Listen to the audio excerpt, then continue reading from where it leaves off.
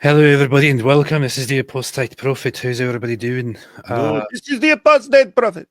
Is the Apostate Prophet? How's everybody doing? It's a little bit late today, but still, It's a wee bit. Still a wee bit late, but still, Next language you speak. Still in time. David, what's up? How you doing? Hey, what's up, man? Nothing. I was thinking about things to talk about, and there was just so much. I've got like 8 things. Like I'm completely serious. I have a list because whenever a good live stream topic that's relevant pops up, I just jot it down so that it's ready to go at the drop of a dime. I have 8 on my list of things that can be talked about. Well, is that true? Well, all right then. Well, today we have a very interesting topic to talk about, which is it's a boot. You got a Canadian in there too. Piers Morgan and our dear friend Gad Saad, and Gad Saad took some time to educate our dear friend Piers Morgan. He's quite a gobshite, and taught him a wee bit about Islam and Islamophobia and all that. You ready to look at that? Let's do it. All right, man. Awesome. Hello, everyone. 20 minutes, 12 minutes late. What a record. It's not a record. There was a time that I was 40 minutes late or something like that because something got in between. You could do better. We let's get it to an hour. Let's get it to an hour late. All right. Let's quickly take a few super chats here. Up Daddy said, AP and David, what your recent live streams have been awesome. Jump backed with info and sick burns. I love the way you guys took down Jake Slimy. Keep it up. Oh my goodness. That smug douche. I want to make a picture and be like if I don't know, if arrogance were a person or something. It's like he's like the embodiment of something. It's like every freaking extremely arrogant, narcissistic, condescending jerk you've ever seen in your life, all rolled into one. That guy is really, really annoying. Pretty bad, man. He didn't even accept any debate challenges. All I want is talk. It's weird too, because I had no clue who the guy was. I'd never heard of him, but then when I looked him up afterwards, he does lots of stuff and lots of speaking and lots of panel discussions and stuff with people like Alex O'Connor and all the people that we think of as having these kinds of discussions over there. So he was even on Joe Rogan. Yeah, Joe Rogan. See. And yet he's one of these guys who, if he disagrees with you on something, immediately starts pulling rank. And what do you think? Let me just lean in here and just smile. You're so funny with this. That would never fly if you had a PhD. I don't know what you are smoking, lady, but I am the ultimate authority on what the Quran does and does not say. Like, shut up now. So now I'm going to say a bunch of things that have nothing to do with this topic, but everyone will believe me because I have a PhD, and that's how things work over here. That's true. Hello, Yiri here said, I appreciate the color blocking yesterday. I think both were in a variation of Burgundy. More color coordination, s'il vous plaît. What does color blocking mean? I don't speak English very well. Do you mean because we had similar colors? Talking about our shirts, because it's definitely not talking about backgrounds. Because I didn't even notice that. I just put on. I guess unless just the curtains. I posted a year-old video on my Twitter of PBT defending Andrew Tate and showing he may have given him the idea to convert to Islam. Should play it. I think Andrew Tate always had the idea of converting to Islam. He always had it up his sleeves and up his butt to the idea that I can just convert to Islam. Patrick Bet-David. No. That's PBD. Oh, it's Patrick Bet-David. I don't know. Let me see. Jingoistic. Let me see. Jingoistic. What's up, Jingoistic, man? Jingoistic.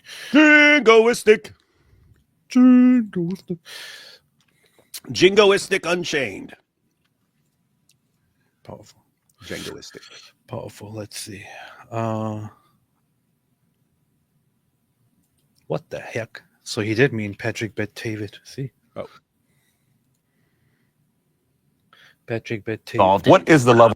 His, lover boy method or some of the things that he was using to get girls involved. What is the lover boy method? Let's unpack the lover boy method. It's what?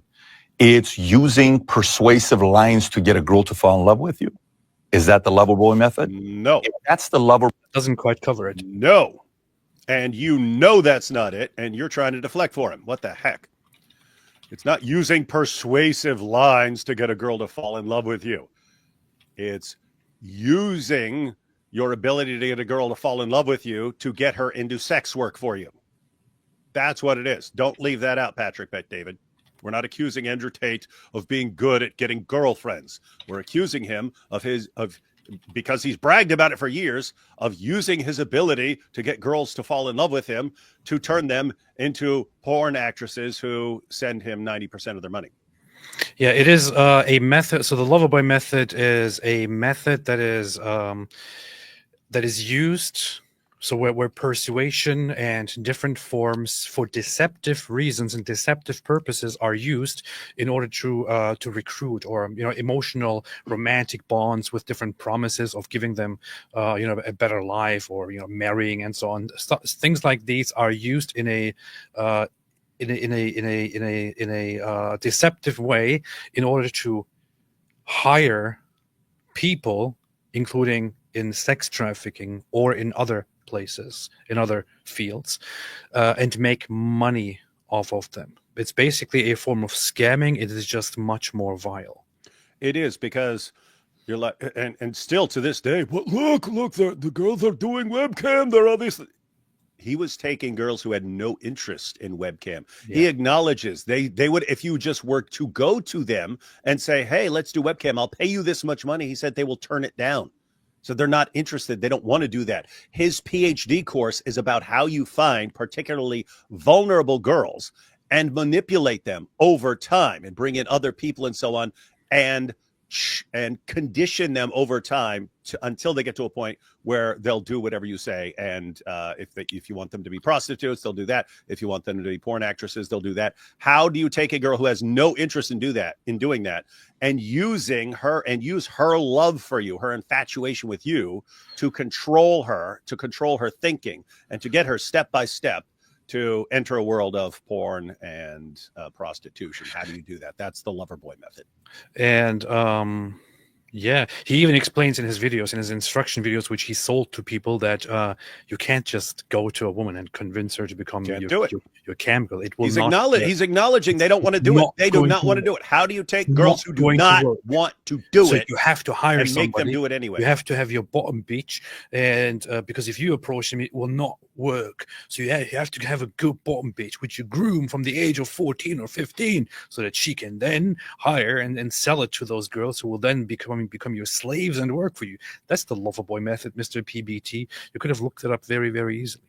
Yeah, and it's weird, isn't it? Because I don't know if he does it himself. I'm assuming he just has a team of researchers, but he's always very, very well prepared for interviews. And yet he completely misrepresented the Loverboy method in a way, the exact same way that Andrew Tate does, and that Andrew Tate's fans are, what, you're just accusing me of being good at getting girls? Oh my goodness, is that a crime? Is it a crime to be nice to girls and get them to fall in love with you?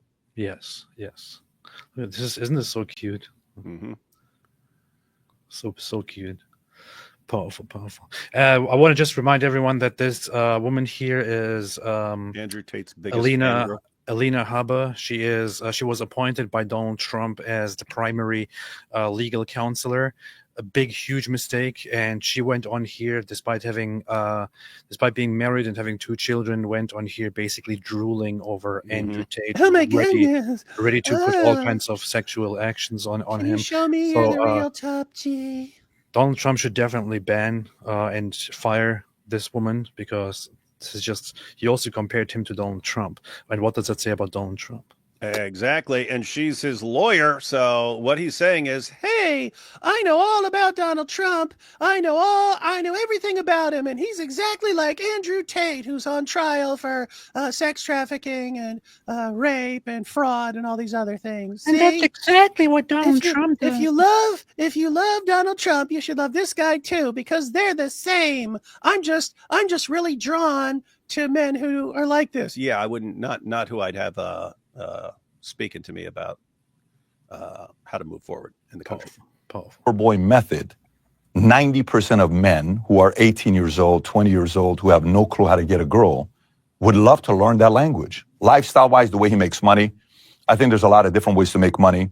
Some you agree with, some you don't agree with. In his environment where he is, that is a normal, it's not an abnormal way of making money. It's not the traditional way of making money, but there's many camera, girls that you do that with, and you make a lot of. Is he defending freaking sex trafficking? What? He is literally defending deception and sex trafficking right here.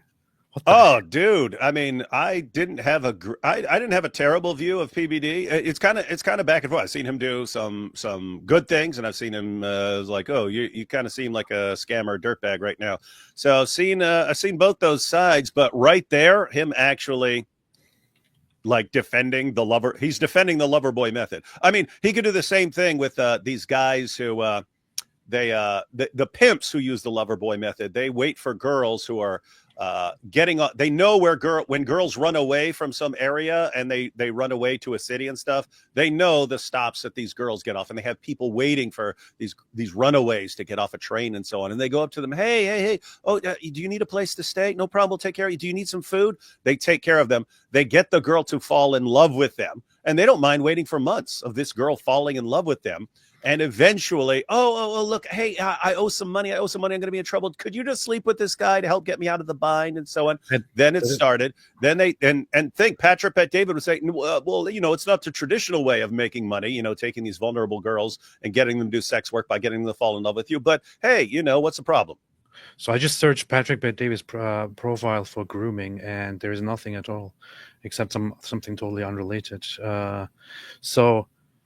Apparently, he also doesn't have anything to say about the whole grooming gangs in the UK issue, which just makes a lot of sense now. Well, it's not the way everybody does things. AP taking these young girls, grooming them, drugging them, raping them, gang raping them, pimping them, beating them, torturing them, sometimes killing them. It's not the way, it's not the standard way to get sex, but who are we to judge? You got to do what you got to do. You got to make money somehow. So good point. Excellent point, PBD. Yeah. There's a reason why he's in Romania. And then the last thing I would add to you is the first time I interviewed with him, when the interview was done, I walked away, and when we went back to the hotel, I met him and I met Tristan. I went back to the hotel and I said, I think I even asked them on the first question, I said, I think someone in the Muslim faith is influencing you. Because the language he's talking about the language that I remember living in Iran, where that was the language, where it's men here, women here, you better or else. And it's not maybe you better or else. It's my job is to protect you. Your job is to have kids, and that's it. That's the relationship we have. And that's where I felt the influence was taking place, where he went from being the guy that was the fighter, then a lot of women, then he's trying to see what he's going to be doing, then he found a way to make his money, then he's getting all this fame with the camera because he's got a way of speaking, and then he's like, okay, there's a lot of chaos going on in my life. I better settle down. I no longer want to play like I did at 25 or 30. I got to get my act together. What planet does this guy live on? What freaking planet is he living on? Tate realized he's not going to be a fighter forever. He said there's not enough money in kickboxing, so he wanted to do something where he can make millions of dollars, and he decided to go into porn. Patrick Bet Dave is like, oh yeah, he was living wild as a fighter and stuff, and then he decided that he wanted to settle down and have a good family. What is this dude's problem? What planet is he living on? I just have one problem. Didn't he convert to Islam before this thing happened? Before his conversation with Patrick Bet David happened? You mean before he was on with Pat PBD? I don't know. Yeah. Or it was something around that time. I just wanted to see when that was, and then here's the funny thing. Look at the Muslims. They're coping. 5 Pillars UK posted, Andrew Tate has been a huge disappointment since he converted to Islam. Thank you, Brother Hijab, for foisting Andrew Tate upon the Ummah as the new poster boy for Dawah. You did it, Hijab. You keep knocking out the bangers. You're the one who destroyed Yasser Qadi, destroyed the myth of perfect preservation. Your buddy Ali Dawah took out the scientific miracles argument. argument. You're doing. We could not do this without you. But thank you. We were saying very clearly this is not going to go the way you guys think, and you couldn't stop. Why? Because you're desperate. You're desperate to have some sort of win, and the wins you've managed to come up with in the past 3 years were Andrew Tate and Sneeko. Keep it going, superstars. The thing is, there was some news a while ago of somebody who allegedly worked with Andrew Tate who said that he is not actually Muslim, that he just faked his conversion, and that he did it because of the people he was hanging out with in Dubai and all that. But that is something worth looking into as well at some point. But anyway, scumbag. That, and he kind of tried to figure out a way to settle down by converting to Islam and Muslim. But I felt like someone was converting to Islam. Converting to Islam and Muslim? What? Anyway. Which one, PBD? Message for Goat Hub. You see David Moore used clothespins to make himself look svelte in a yellow jacket for TV. Kind of puts new twist on pegging from behind. I guess I wasn't supposed to read that. Who that is or what any of that is. Alan Meeker, AP always procrastinates. It's true. That's why there's Socrates and there's procrastines. Yeah. BA actual Mehdi Hassan arguments. Some groomers were drinking alcohol, so they are not Muslim. This is just this is a very, very funny thing. I saw that this came up as well during this conversation with Piers Morgan. But to be honest, I don't really want to listen to Mehdi Hassan because the guy is just so annoying as hell. He's a freaking idiot. I just want to listen to Gad Saad here. Mr. Gad Saad. Much respect and shout out to Mr. Gad Saad, who has been on my channel before and whom I should probably have on again soon sometime. He interviewed me way back in the day. Powerful. You see? Friendly ding-dong on Uncensored. And you and Global Ambassador at Northwood University, Gad Great, I think. Stay with us, Matthew. Fascinating to get your response to Mehdi. Might be even more fascinating to get your response to Gad Saad, who joins me now. He's visiting professor, Global Ambassador at Northwood University. Gad, great to have you back on Uncensored. Why does he sometimes talk like this? I have no idea what he just said. And you and I have been having a little very friendly ding-dong on X. Been having a ding-dong? Of course, that's not what some people mean by having a ding-dong, but... Oh, we've been having a ding-dong, innit? We've been having a ding-dong on X. We've been having quite a ding-dong. How'd you like our ding-dong? I think it was a pretty pleasant ding-dong. Yeah. The last few days. I want to start just by what Mehdi Hassan told me about Islamophobia, because I don't want to put words in your mouth, but I think you're kind of the view it doesn't really exist and that you shouldn't be silenced from criticizing Islam by people shouting you're Islamophobic. Now, Mehdi Hassan, and I subscribe to this as well, I think if you launch the kind of ferocious, relentless attacks that someone like Tommy Robinson has done on Islam and Muslims in the way that he's done so many times, it's eventually pretty... I'll say one thing here. He will not be able to demonstrate what actually distinguishes Tommy Robinson's so-called Islamophobia from the other Islamophobes. Yeah, like Douglas Murray and so on. Yeah. But I mean, when you do this dangerous thing of relentlessly criticizing Islam, OMG.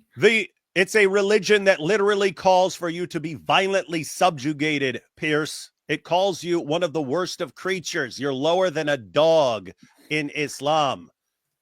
It commands its adherents to violently subjugate you as soon as they get the opportunity, which you are doing everything in your power to hand to them. And you're going to complain about the guy who says, hey, guys, we really need to be looking at what this teaches. We really need to be paying attention to this. We really need to be calling this out. And you're like, oh, shame on you for calling out an ideology that calls for your death.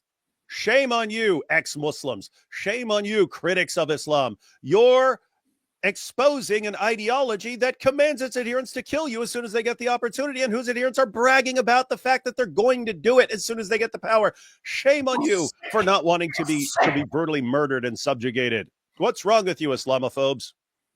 That's true. Great job. Bang up job, Piers. Painfully obvious to people that you're coming at this from a bigoted position, and therefore, by the dictionary definition of Islamophobia. The dictionary definition, if you don't want to be killed in the name of the law, you are an Islamophobe. Yeah. Islamophobia, isn't it? Thank you so much for having me back, Piers. The devil is in the details, right? So if I were to say that Jews are inherently diseased, they are degenerates, they are evil, they're parasites, that Clip that. Clip this. Call them out.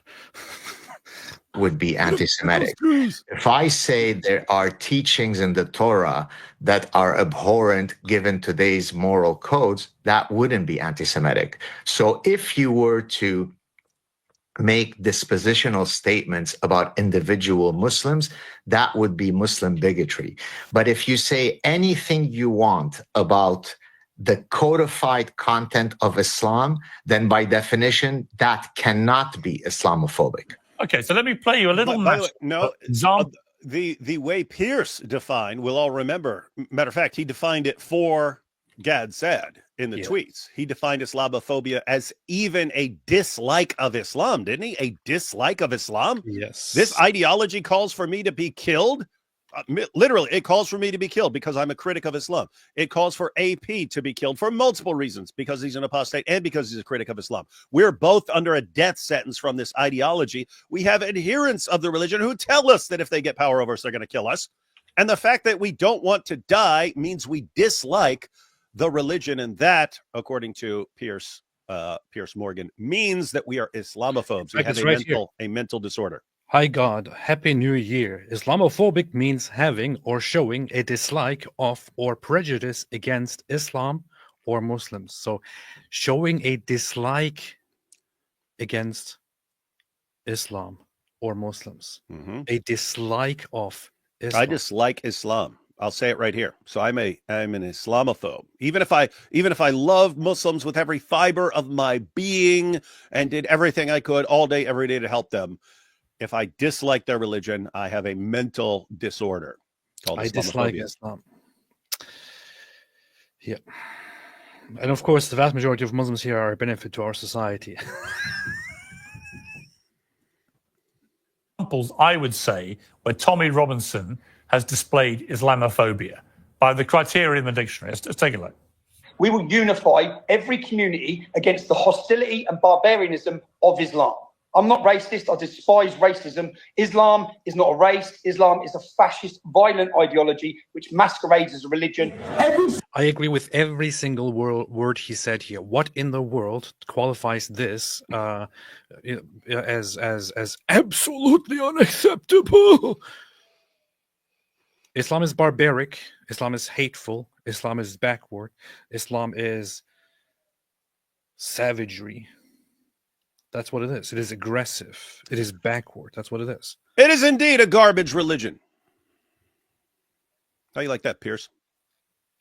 Single Muslim watching this video. In fact, I will say, have Douglas Murray on, whom you love, Piers Morgan, show him this clip and ask him if he agrees with it. I can bet that he will agree with it. He will agree with it. He says the same thing in almost exactly the same words, meeting Pierce's definition of Islamophobe. He says, no, I can't have Tommy on here because he's an Islamophobe. Meanwhile, he gets every anti-Semite that he can find on the planet to be on his show and platforms other Islamophobes, just not this particular one. Why? Because he's working class and the establishment says he's blacklisted. He's untouchable. Powerful.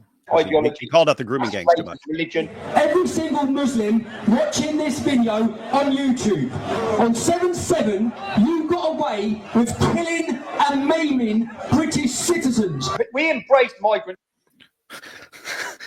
That is really out of context there, isn't it? Is that the one that Piers said he later retracted? I don't know. He said he later retracted one when he said Does he all Muslims are continue with complicit. that clip? Come to this country and love it. The problem is Islamic migrants come to this country and declare war on it. Now, when you hear all that, How in the world was any of this? What is that not true? Is that not true that there are Muslim migrants who come to the UK and declare war on it and are trying to overthrow it and subjugate it? I mean, one, you have actual terrorists who terrorize people, but I mean, the others are just saying, hey, let's keep moving in and let's keep replicating and so on until we eventually take over. I agree with Tommy here. So, right. And in particular, it felt to me that what he said about 7/7, which was a bunch of extremist terrorists who happened to be Muslim committing terrorism. Islam. When you basically, at a crowd with a loud hailer in your mouth, embrace every single Muslim in the country and say you're all to blame for killing and maiming Brits, that is Islamophobic, isn't it? I mean, it has to be. Otherwise, So what is? Let me address this in using two examples. The number one predictor of child abuse is if there is a step parent in the house. It is 100 times greater predictor than all other predictors. And yet, most step parents are perfectly lovely and kind and don't. I want to have a look at this here, at this video here, quickly.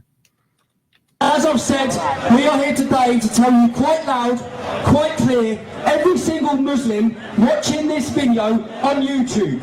On 7/7, you got away with killing and maiming British citizens. You got away with it. Next time you think about it, you better understand that we have built a network from one end of this country to the other end. We will not tolerate it, and the Islamic community will feel the full force of the English Defence League if we see any of our citizens killed, maimed or hurt on British soil ever again.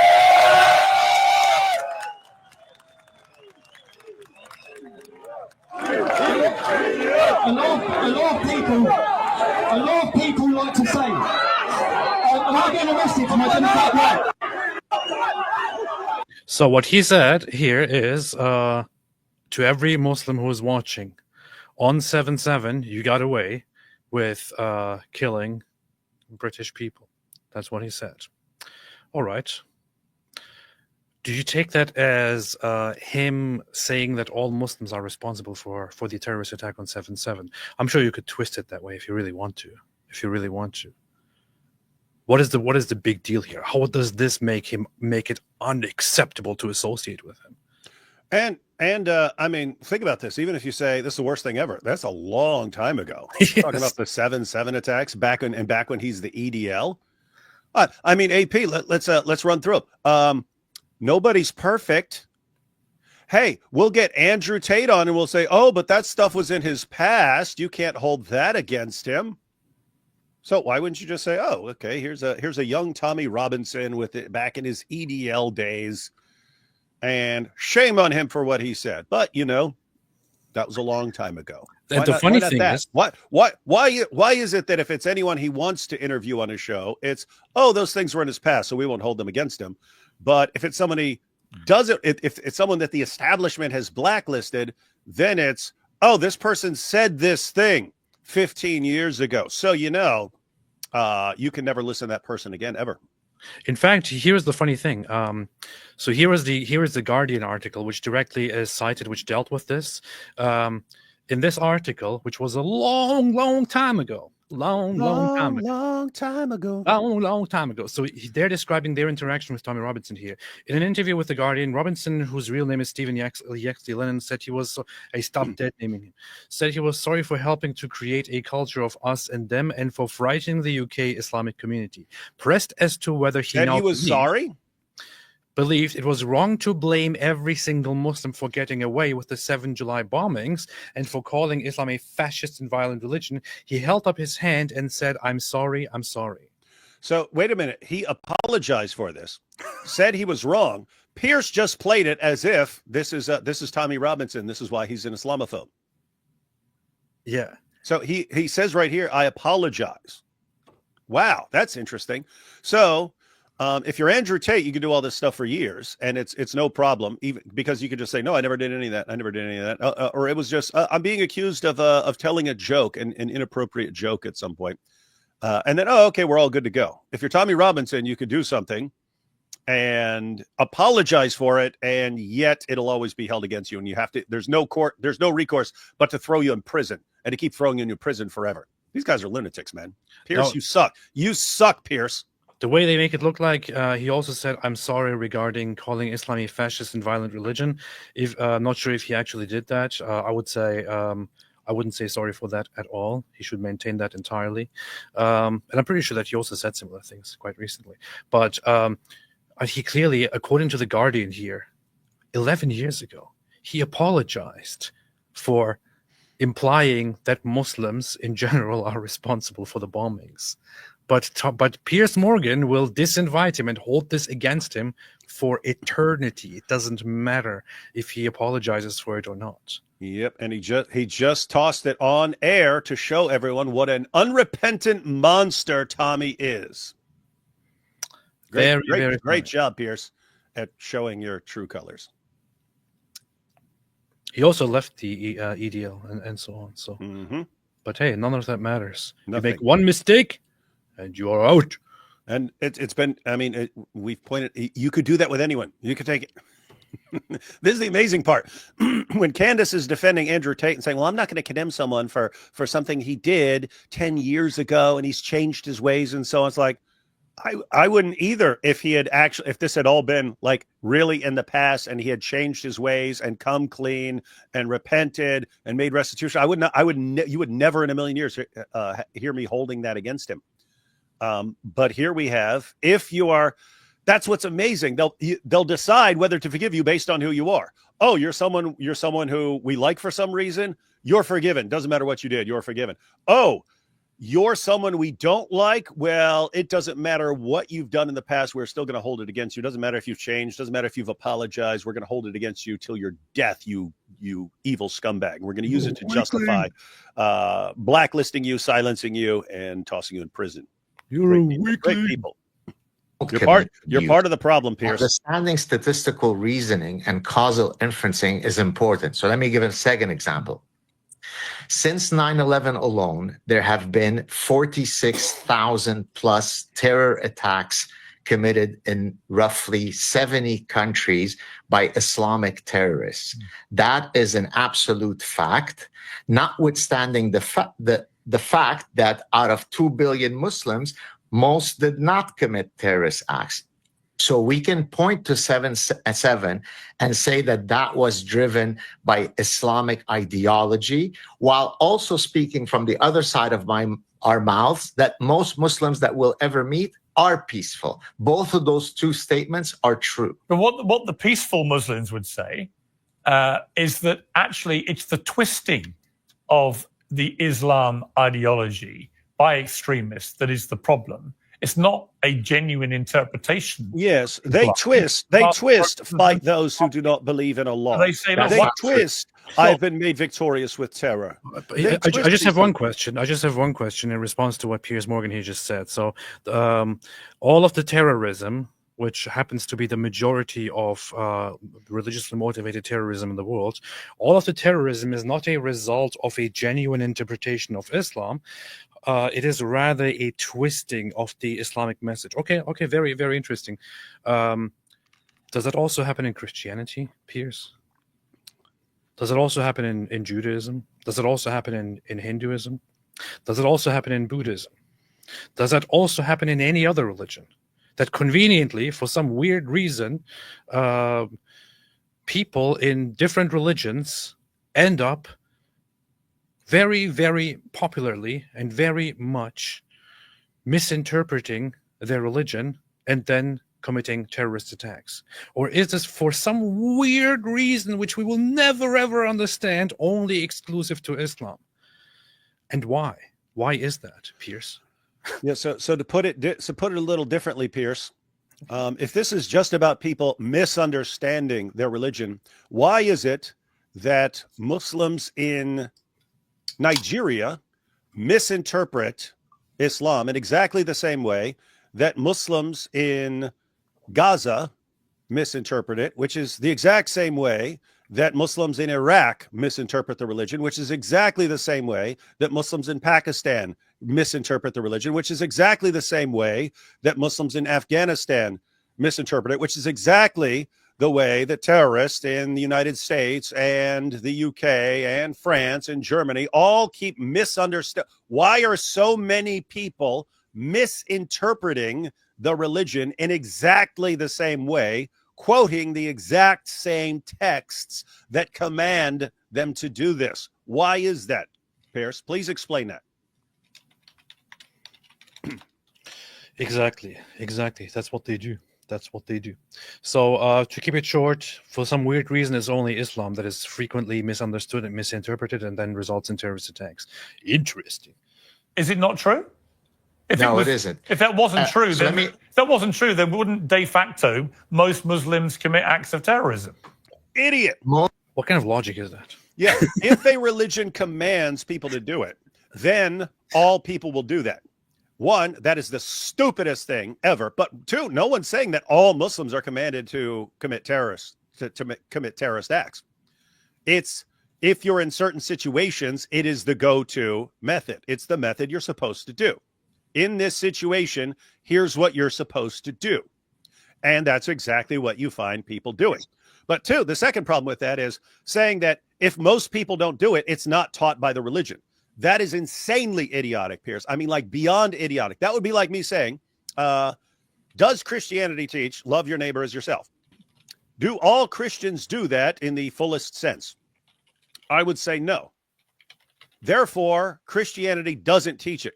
Piers, Islam teaches what it teaches in the Quran and the Hadith. It would not matter if not one single Muslim on the planet obeyed it. That's what the religion teaches. If every Muslim did it, it would still be what the religion teaches. If no Muslim did it, it would still be what the religion teaches. Piers, your big mistake is thinking that Islam is defined by what the majority of Muslims do at a certain time. That's not how Islam works. Islam means submission. In its religious context, it refers to submission to Allah. How do you submit to Allah? By obeying Allah's commands and Muhammad's commands. That's what Islam is. If every Muslim on the planet goes against it, it does not change what Islam teaches. You are a terrible, terrible journalist for doing this. And the fact is, you're smarter than this. You're just a complete coward. You are the epitome. If Great Britain were a person, Piers, it would be you, because this is exactly what your entire country's doing. You know what's funny? I just want to bring this up very quickly, but earlier I saw this guy. You remember Joram van Klaveren, who was a Dutch politician who converted to Islam? He's been following me for some reason. He has kind of never really held true to his promise of coming on my channel and explaining why he converted to Islam. He posted this thing earlier. The lies, the Western slander, which well-meaning zeal has heaped around this man, Muhammad, are disgraceful to ourselves only. I'm sure you have seen this a lot by Thomas Carlyle, 19th century writer. Nobody even knows who this is in the Muslim world, but they act like, yes. They quote mine. They'll look through everything that's ever been written and find anything good. They ignore everything bad. No, you see, everyone else knows. See, the greatest man ever. Thomas Carlyle that I've never heard of and will never hear of, the great writer and scholar who is so smart. So I went into the book. I got this book a long time ago, but I decided to have a closer look at it. Here's what he also says in the very same book. It's about the Muhammad as a hero by people. He says about the Quran the following: we also can read the Quran. Our translation of it by Sale is known to be a very fair one. I must say it is as toilsome a reading as I ever undertook. A wearisome, confused jumble, crude, incondite, endless iterations, long-windedness, entanglement, most crude, incondite, insupportable stupidity. In short, nothing but a sense of duty could carry any European through the Quran. We read in it as we might in the state paper office, unreadable masses of lumber that perhaps we may get some glimpses of a remarkable man. And it doesn't end here, it goes on.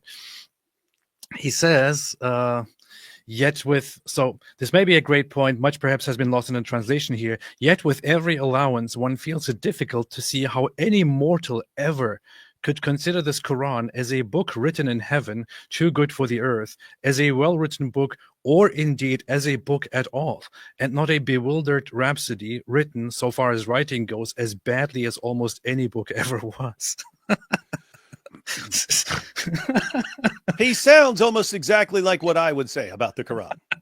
And they're quoting him. They'll find something. Guys, this is like... This is so brutal. That's what they do. It's the same thing they do with the Bible. It's the same thing they do with everything. They look for anything that they can twist into agreeing with them and ignore everything else.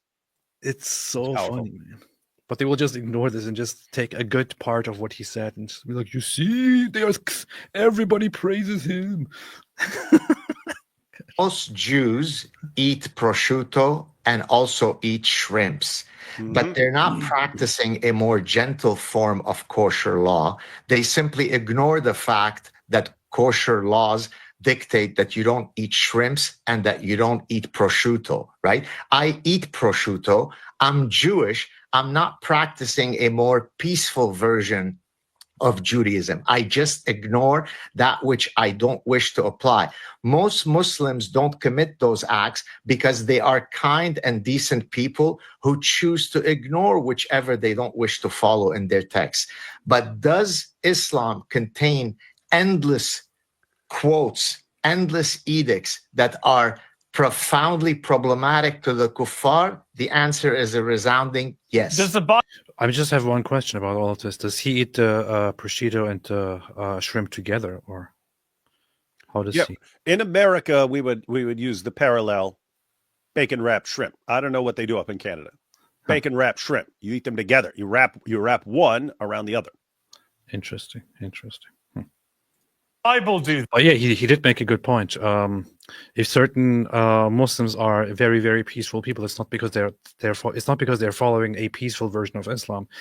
It's because they're just not following it the way maybe they should be following it. And he gave an example because according, like Piers said, well, if that were a rule, then almost all Muslims would be doing it. And Gad Saad's response is, well, following your reasoning, Judaism does not tell you not to eat shrimp or pork because you have so many Jews who do. Yes, that's true. And what's his point? The ones who don't obey the rule just aren't following that part. They're just not following it. And this is entirely true. Most Muslims around the world do not follow some peaceful, new, different version of Islam. They follow traditional Islamic branches of either the Sunni branches or the Shia branches, and all of those, which are followed by the majority of Muslims, have very well established traditions of being hateful, of being intolerant, of being really backward, really aggressive and violent, and so on. They simply don't follow them precisely as they were followed for the first 100 or 1,000 years or more. Problematic to the kuffar? The answer is a resounding yes. Does the Bible do that? Other classic British moves. But what about the Bible? Does that? Right. But so the same. as far as you're saying you would have the same view of Christianity, for example, would you?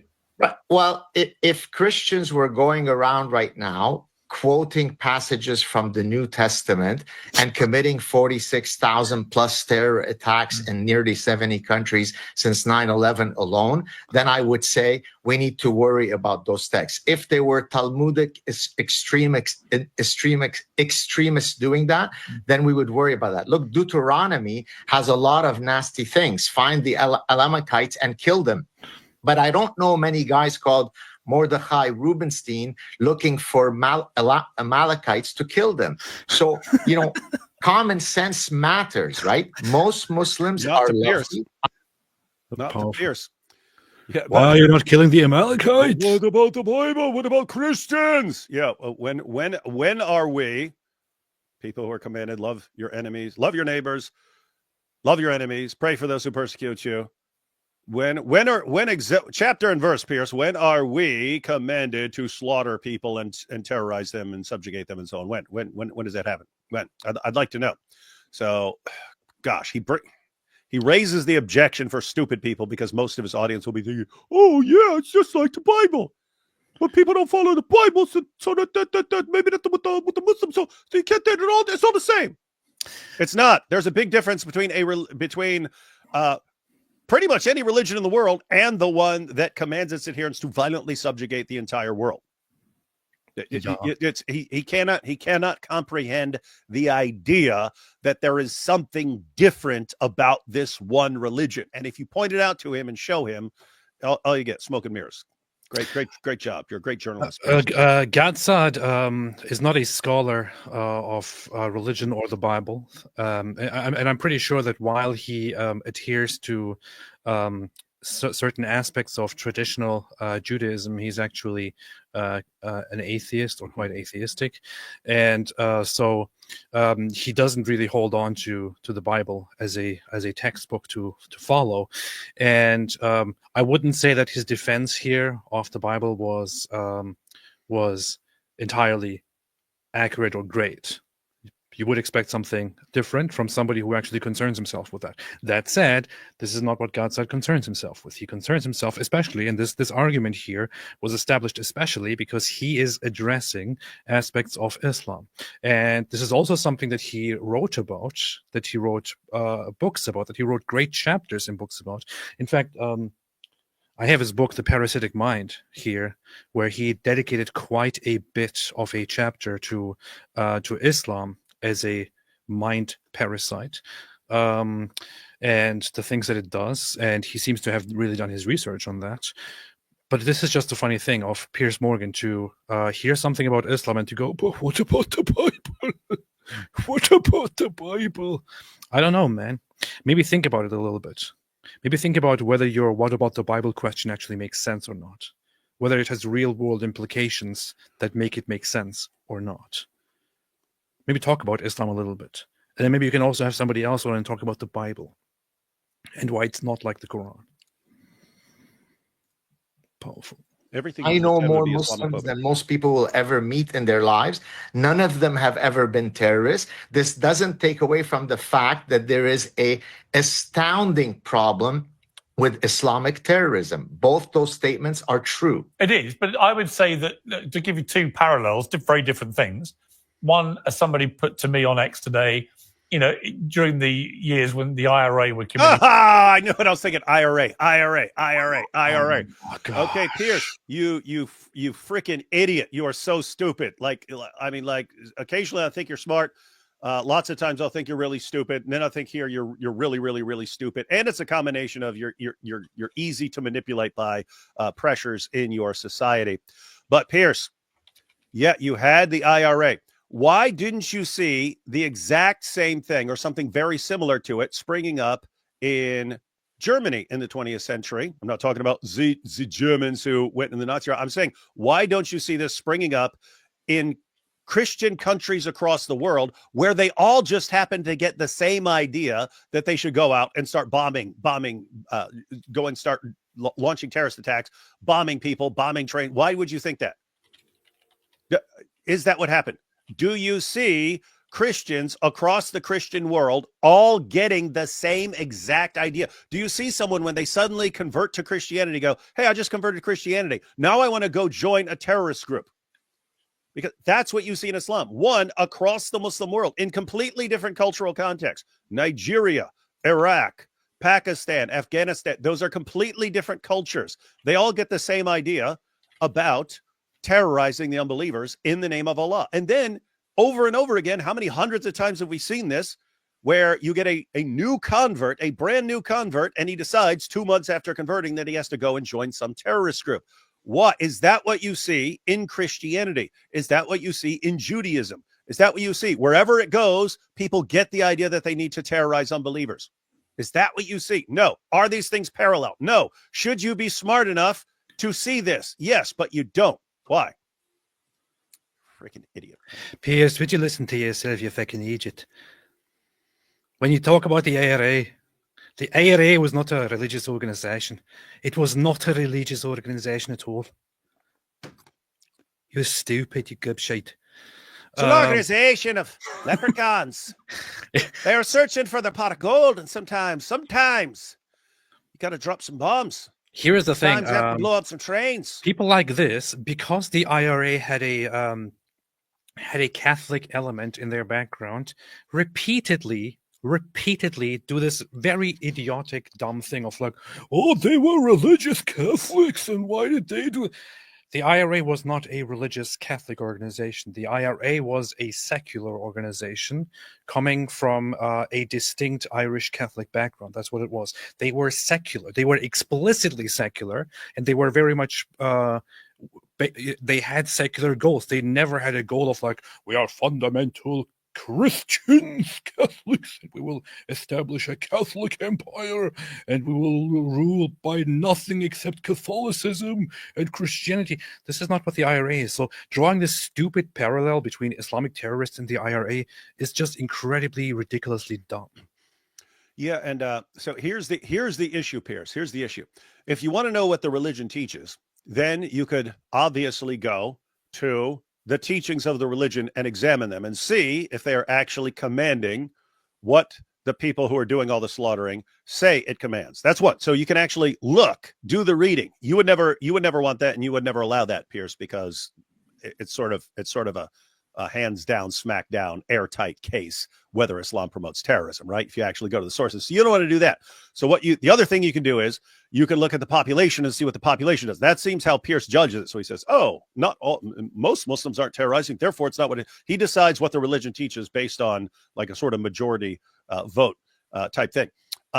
But if you want to judge what the religion teaches, suppose you never are, for some reason, you're never able to even look at what the Quran teaches. It's impossible, even though it's very easy to do. Pretend it's impossible, and you just had to judge what Islam teaches based on what Muslims do.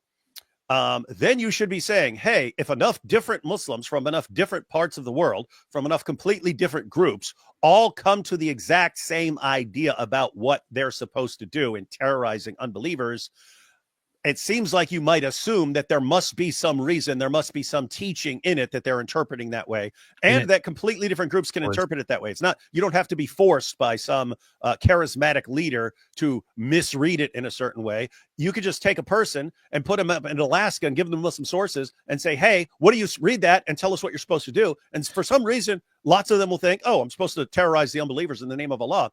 Why is that? Apply the exact same reasoning, Piers. Apply the exact same reasoning. Do you see Christians around the world suddenly concluding they have to terrorize their enemies in the name of Jesus? No, you don't. If you did have that, then yes, you might want to say, we should maybe want to take a look at this and see if there's a reason they're concluding this. Now, Mark Kraft is here. I'm not sure exactly what you mean by this comment when you say you're correct about the IRA. Neither is the PLO or Hamas. I hope you're not saying what I think you're saying. It's exactly what he's saying. Which is that PLO and Hamas are not religious organizations. So, especially Hamas. I have to tell you one thing, which is Hamas is literally an abbreviation for Islamic Resistance Movement. It is explicitly Islamist, always has been Islamist, and its aims are fulfilling the promises of Allah and establishing Islam as the sole authority over everybody, eradicating the Jews as promised by the Prophet Muhammad, and also to establish the beginning or the foundations of an Islamic caliphate. So if you are genuinely and seriously suggesting here that Hamas is not an Islamic organization, please, I beg you to go back and to start reading and to educate yourself again. It clearly didn't work out very well. When it comes to the PLO, yes, the PLO is an organization that is on its outset primarily a nationalist organization. That said, the PLO also had and still has in its charter Islamic aspects and is not distinctly different from Islamic influences. In Muslim society, you can declare yourself secular while you still appeal to Islamic elements. In fact, under the PLO guidance, the so-called Palestinian Authority instructs its mosques to teach people that the prophecy will come true and in the future they will eradicate the Jews. If you want to give a proper example of an explicitly secular organization, you should go for the PFLP, of course. You're doubling down and saying it has elements of socialism, and please be quiet. You're wrong, and that's okay. Yeah, what an idiot. And he still had Hamas. I mean, they're quoting Muhammad in their charter for why they have to do this and so on. And just look up the people in the group. Not a lot of atheists and other people in Hamas there, Bud wrote. But again, he still hasn't addressed the issue.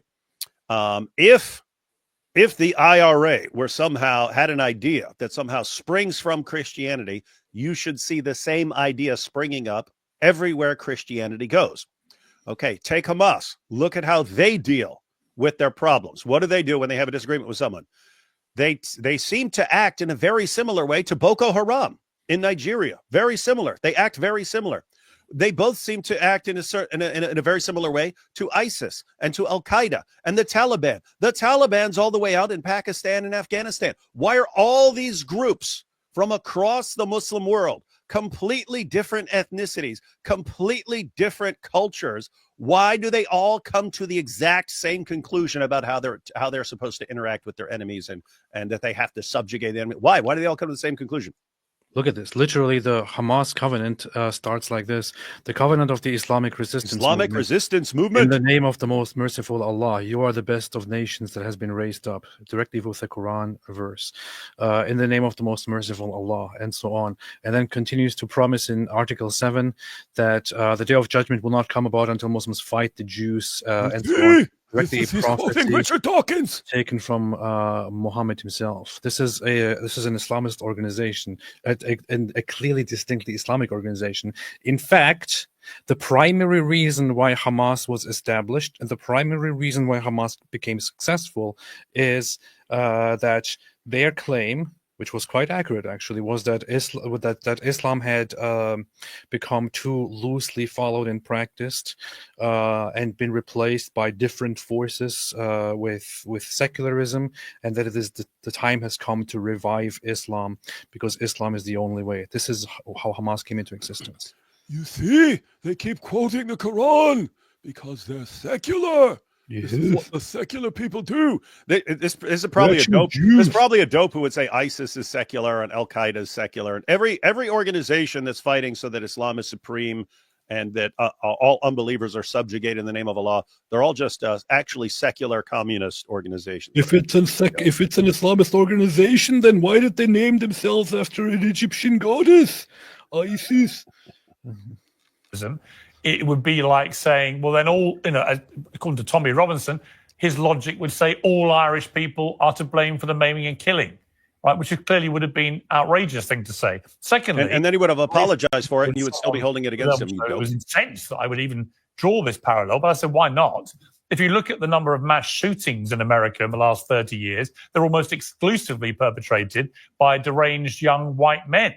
So does that mean that we should, by the same logic, say, well, there's all these terrible mass shootings? Is he really this stupid? Is he really this stupid? Yes. What shared ideology do all young white people share, Piers? That you could say, hey, we have a problem with the ideology. What ideology do they share? What ideology do they share across the board? And they're quoting this, and it's compelling a disturbing number of them to actually go out and slaughter people. What is it? Show it to me, Piers.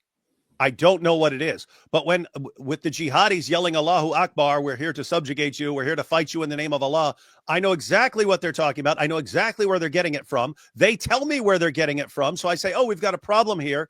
And literally everything Piers says is the most ridiculous smokescreen that we've heard for the past 20 years. We've been hearing this since 9/11. Everything. But most people aren't doing it. But what about Christian? But what about the IRA? Piers, come on, man. Bring up Westboro Baptist Church. That's the one you're missing. Oh, Piers, don't forget. You got to bring up Timothy McVeigh and bring up Anders Breivik. Bring that up. You got to.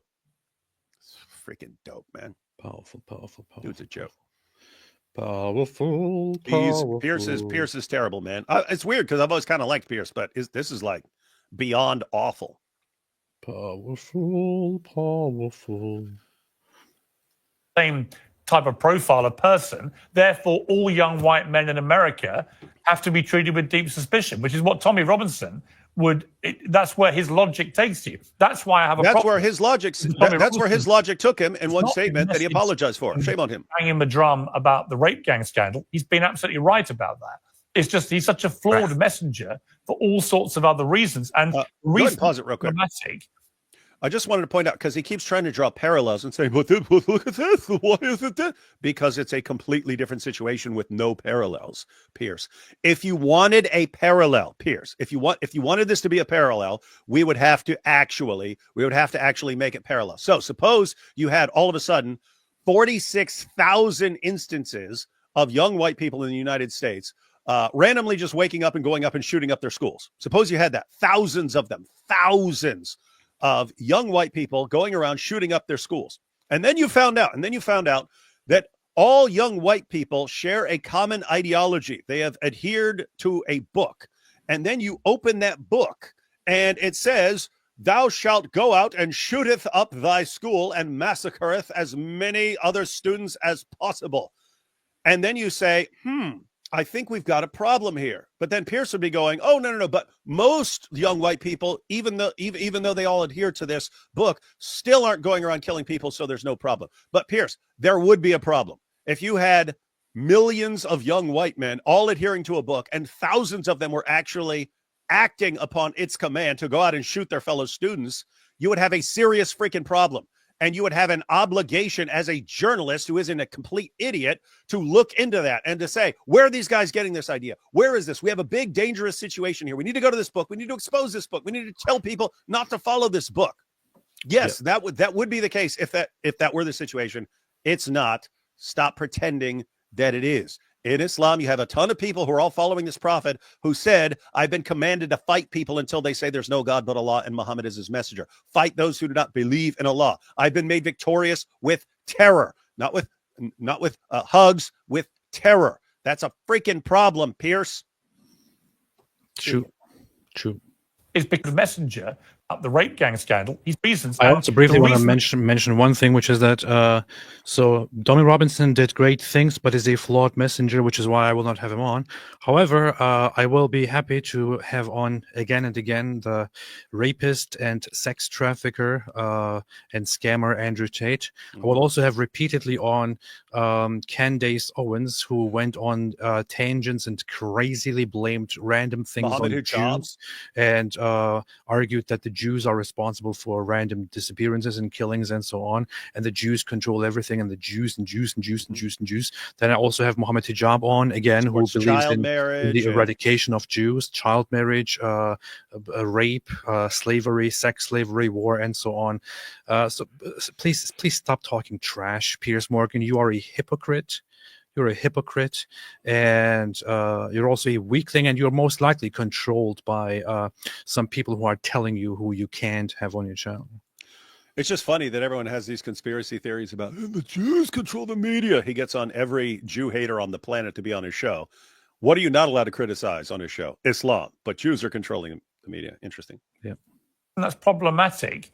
Is because he gets used by people who are trying to avoid accountability, because they say, well, look at this guy, the one who's shouting loudest about us. Look at him. He's a convicted football thug. He beats up policemen and gets convicted for it. He's a mortgage fraudster. He's a passport faker. Who doesn't beat up policemen? Contempt of court 3 times. He's nearly wrecked trials involving the rape gang scandals. He's made a Syrian refugee boy. Hey, pause it, because lots of the stuff that he's talking about, I don't know what he's talking about. The almost derails the trials. I remember that. That's what they locked him up for.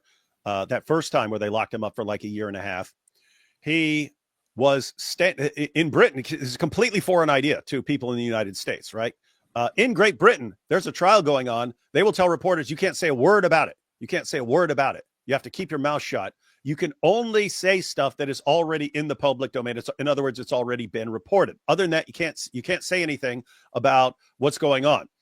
Totally foreign idea in the United States. If you're concerned about news reports influencing the jury, you sequester the jury. You let the jury know you cannot read any news reports or anything like that. You don't tell people they can't report on this stuff. But what you had is all these grooming gang trials. They give a gag order to all reporters and say, you can't report on the grooming gang trial. Why? They don't want anyone reporting on what's going on. It's not because they think this is going to interfere with the jury. They don't want, if you're worried about that, you would tell the jury, don't look at anything. You are hereby legally required not to look at anything. They were doing that to keep quiet. They're doing it as part of the cover up. We want to cover this up. We don't want anyone reporting on this stuff. Tommy was actually completely within the law. He went down there, and on video, he literally read a BBC article that was in the public domain. That's what he did. And they gave him like a year and a half in prison for it. And Piers just brings this up. He almost derailed a trial. By going live on his phone and reading a BBC article that was already on the internet. I'm sorry, but I'm going to say it again. British people are hopelessly stupid at this point. And I want to sit here and go, You have this stuff representing don't you. say that, but it's true. You have this representing you, and people are just sitting there and complaining online and saying, well, if I say something, they might come for me. What have you come to, man? Well, what the hell is this? What the hell is this? Your balls drop off. Jeez. Lies. That's why he's now in prison, and so on. In other words, by demonizing the messenger, those who should be held to account are able to hide behind Tommy Robinson being the flag bearer for all this. I think that is a problem. Look, Tommy Robinson has you some, are the problem, some Piers. issues in his past. I don't know all of them, although I've had a chance to have long conversations with him. He's even come to visit me in Montreal. He never, in my presence, said anything that struck me as bigoted or racist. So I'm not here to defend Tommy Robinson. Christopher Hitchens, whom I'm sure you know well, he's a compatriot British. Excuse me? I employed him when I was editor of the Daily Mirror. You employed Christopher Hitchens? Did you hear what he said about Islam? What he said about Islamophobia. Before you say it, and you're right to say it, I would point out I hired him during the Iraq War because he supported that war, and the paper opposed it before, during, and after. And I thought it was important to have a voice in the paper up against John Pilger, actually, quite often, who was obviously viscerally against the war. But I let Hitchens run riot. Who gives a damn? To get to the freaking let we're having a discussion about Islamophobe? Islamophobia, and Christopher Hitchens is very well known for having been very anti-Islam, for having said that Islam is just a complete waste of time and it's just complete stupidity, and also said that that the whole attempt at trying to shut down conversations by calling it Islamophobia, that this is a way of trying to infiltrate and take down your country and penetrate your borders and so on. This is what Christopher Hitchens. These are the things that Christopher Hitchens said. I think I should play a clip of that. So why would Piers? It's been kind of a theory. We brought it up before, that if you are the very well educated intellectual type of British man, you can blast away at Islam all you want. You're totally fine. You're not an Islamophobe because you have the smart sounding British accent, the Richard Dawkins accent, the Christopher Hitchens accent, the Douglas Murray accent. Those of you in Great Britain, those of you with that kind of accent, anything you say sounds far more intelligent to us. Then you have the Cockney accent, the working class accent. That doesn't sound smart. It sounds to me like Pierce's view is, if you have the intelligent sounding accent, you can say whatever you want about Islam. If you don't, it doesn't matter what you say. And if you say something, if you can say something 50 years ago and spend the next 50 years apologizing for it, I will still hold it against you because of your accent. Okay, let's get through. This is very urgent business, ladies and gentlemen. I beseech you. Resist it while you still can, and before the right to complain is taken away from you, which will be the next thing. You will be told you can't complain because you're Islamophobic. Mm-hmm. The term is already being introduced into the culture as if it was an accusation of race hatred, for example, or bigotry, whereas it's only the objection to the preachings of a very extreme and absolutist religion. Watch out for these symptoms. They are not just symptoms of surrender, very often ecumenically offered to you by men of God in other robes, Christian and Jewish and smarmy ecumenical. These are the ones who will hold open the gates for the barbarians. The barbarians never take a city till someone holds the gates open for them. And it's your own preachers who will do it. Who are the barbarians? Your own multicultural authorities who will do it for you. Resist it while you can.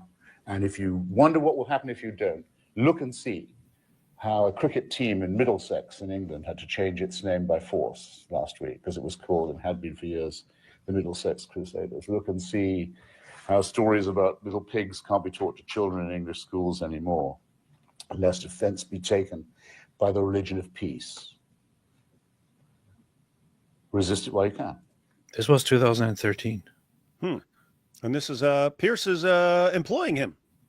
In fact, I think, wait a minute. When was it? No, this was 2009. Yeah, 2013 would have been a little too late. Yeah, that's true. This was 2009. 2009. And he also said other things like these, for example. Muslim, I'm very ruffled by the title of your book. Wait. Settle for the literal negation of Allahu Akbar? Yes.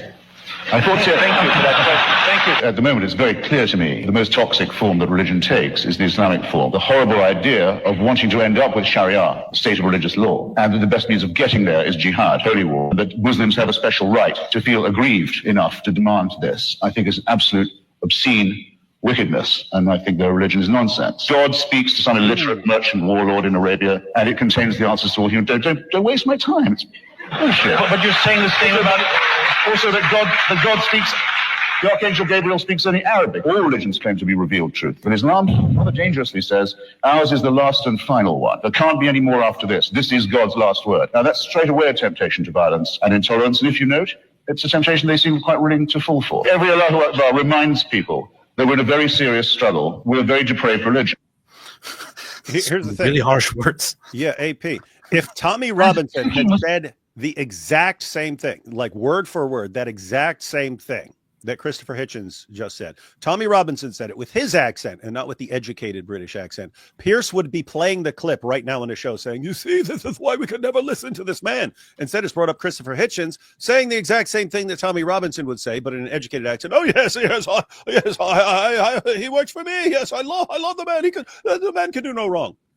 I think, just so you know, I think the word you're looking for with the English that he speaks, I think it's called the received pronunciation or upper received pronunciation. No, it's called posh. Posh. The posh accent. The posh accent. Posh traveling life for me. Yeah. Even though I thought he was completely wrong, and even though I look back on it now and I'm convinced he was completely wrong. So Hitchens... Issa says, AP, your opinions about us Brits are disgusting. You're wrong. Well, you are wrong and you're disgusting. So, Shulkas, hey, David, Alex O'Connor uploaded a video today about Wes on Joe Rogan, about Wes Huff. Around the 4-minute mark, he talks about Jesus' divine claims and says he's going to make a separate video about it. Just an FYI for your upcoming debate. Just so you know, David. Keep that in mind. But hey, Mr. British guy who says your opinions about us are very, very bad. I just want to tell you one thing. I don't despise British people. You should understand what I'm doing. Cuisine, you should understand what I'm doing when I talk about this kind of stuff and when I say that British people are shaming very, you for very putting stupid. up with this. What I'm telling you is how stupid can you be? On the contrary, I love the British history and the British culture and what British people have established and what they have accomplished and so on. But how stupid can you be to nowadays allow for an environment where you literally let people get away without even judging them, by raping, grooming your daughters?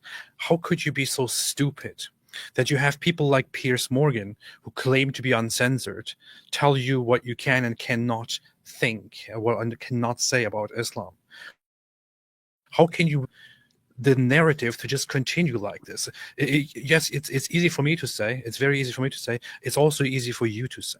It would also be easy for lots of British people to stand up and to loudly and angrily voice their opinions in a proper way about Piers Morgan here, for example. Like, how is this the most watched show on the internet in Britain, and nobody says a single word, apparently, or nobody says a proper word except for some key people like Tommy Robinson or Maher Tusi about how this guy is policing what is and is not acceptable in the English sphere. It's just, you guys have become so pathetic, which also shows itself in elections. Whenever there are elections, I know you tell me, oh no, it's the left, it's the establishment, it's this and this and that.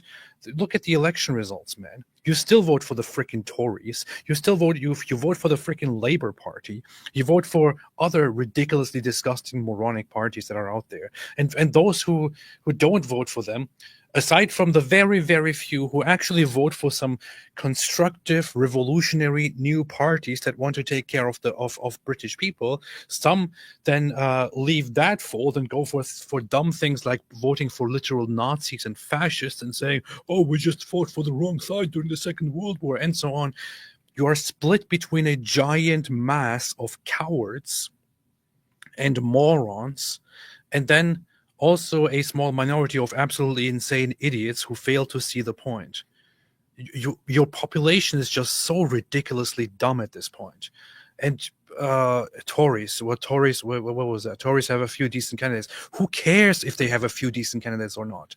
It is a corrupt party, a corrupt, ridiculous party. I understand when people in America vote for one of those two parties, because that's literally all you can do in this ridiculous political system. But you have more options, and you vote for that stupid party, which almost is like a controlled opposition, which does nothing at all to change things, which always, every single election gives you the illusion of wanting to work toward a better Britain, but does nothing except feed the decline of your nation that is being raped and groomed by savages.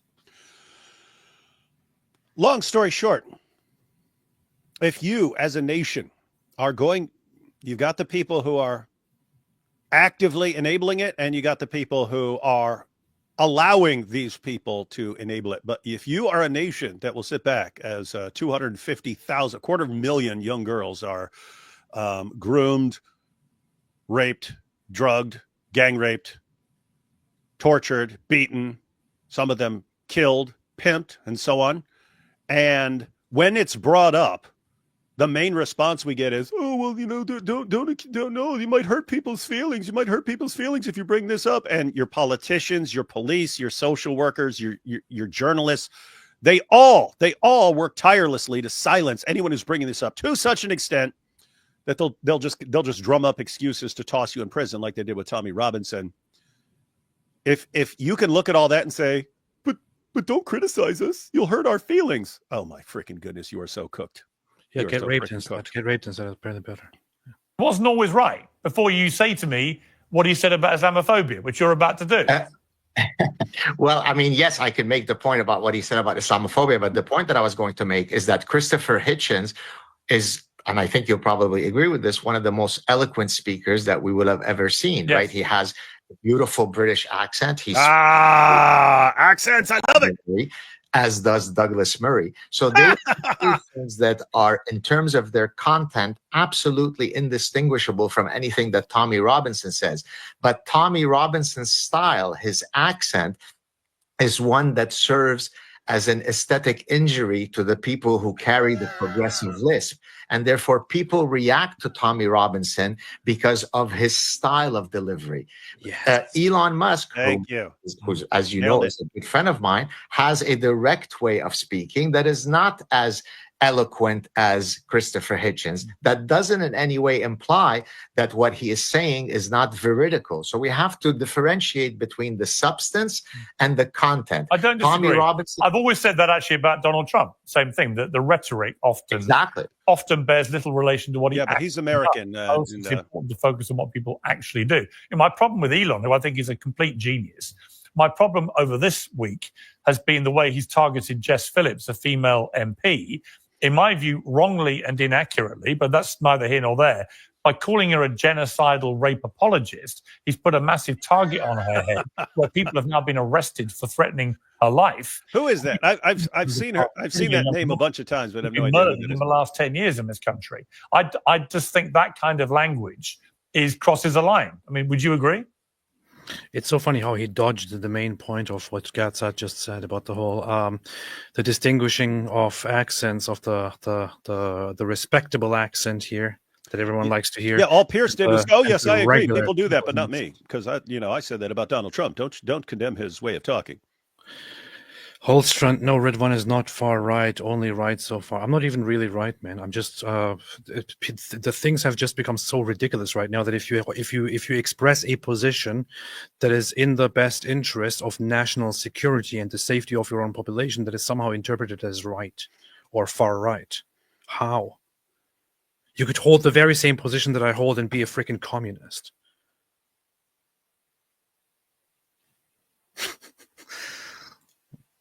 Look, I hear you. I get that. I've been accused of being the orchestrator of the killing of Gazan children.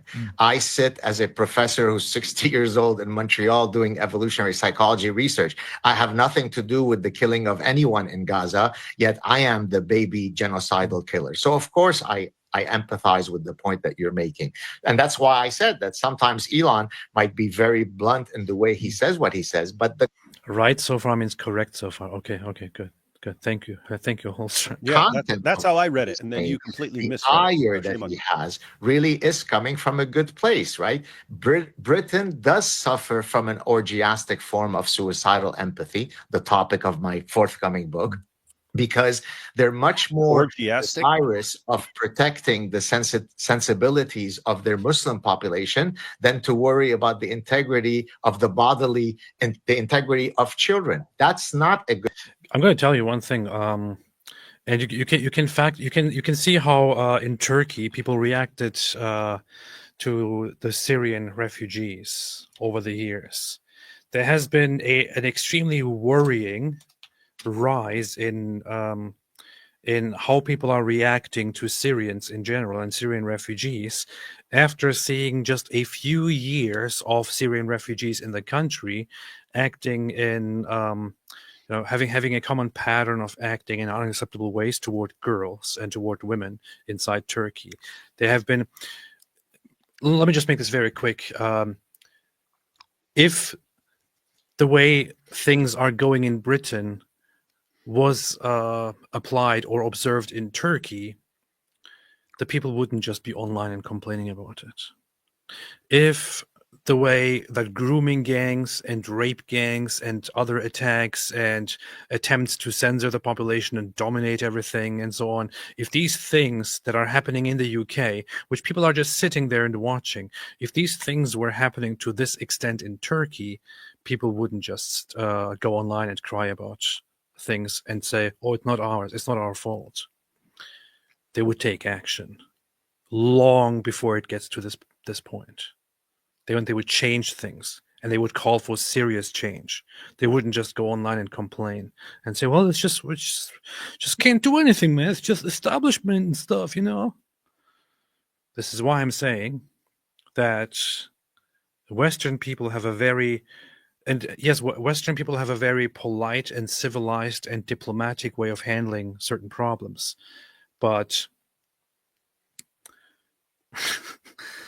you also, especially British people, also have a way of being just complete pushovers and being entirely stupid when it comes to protecting their own population.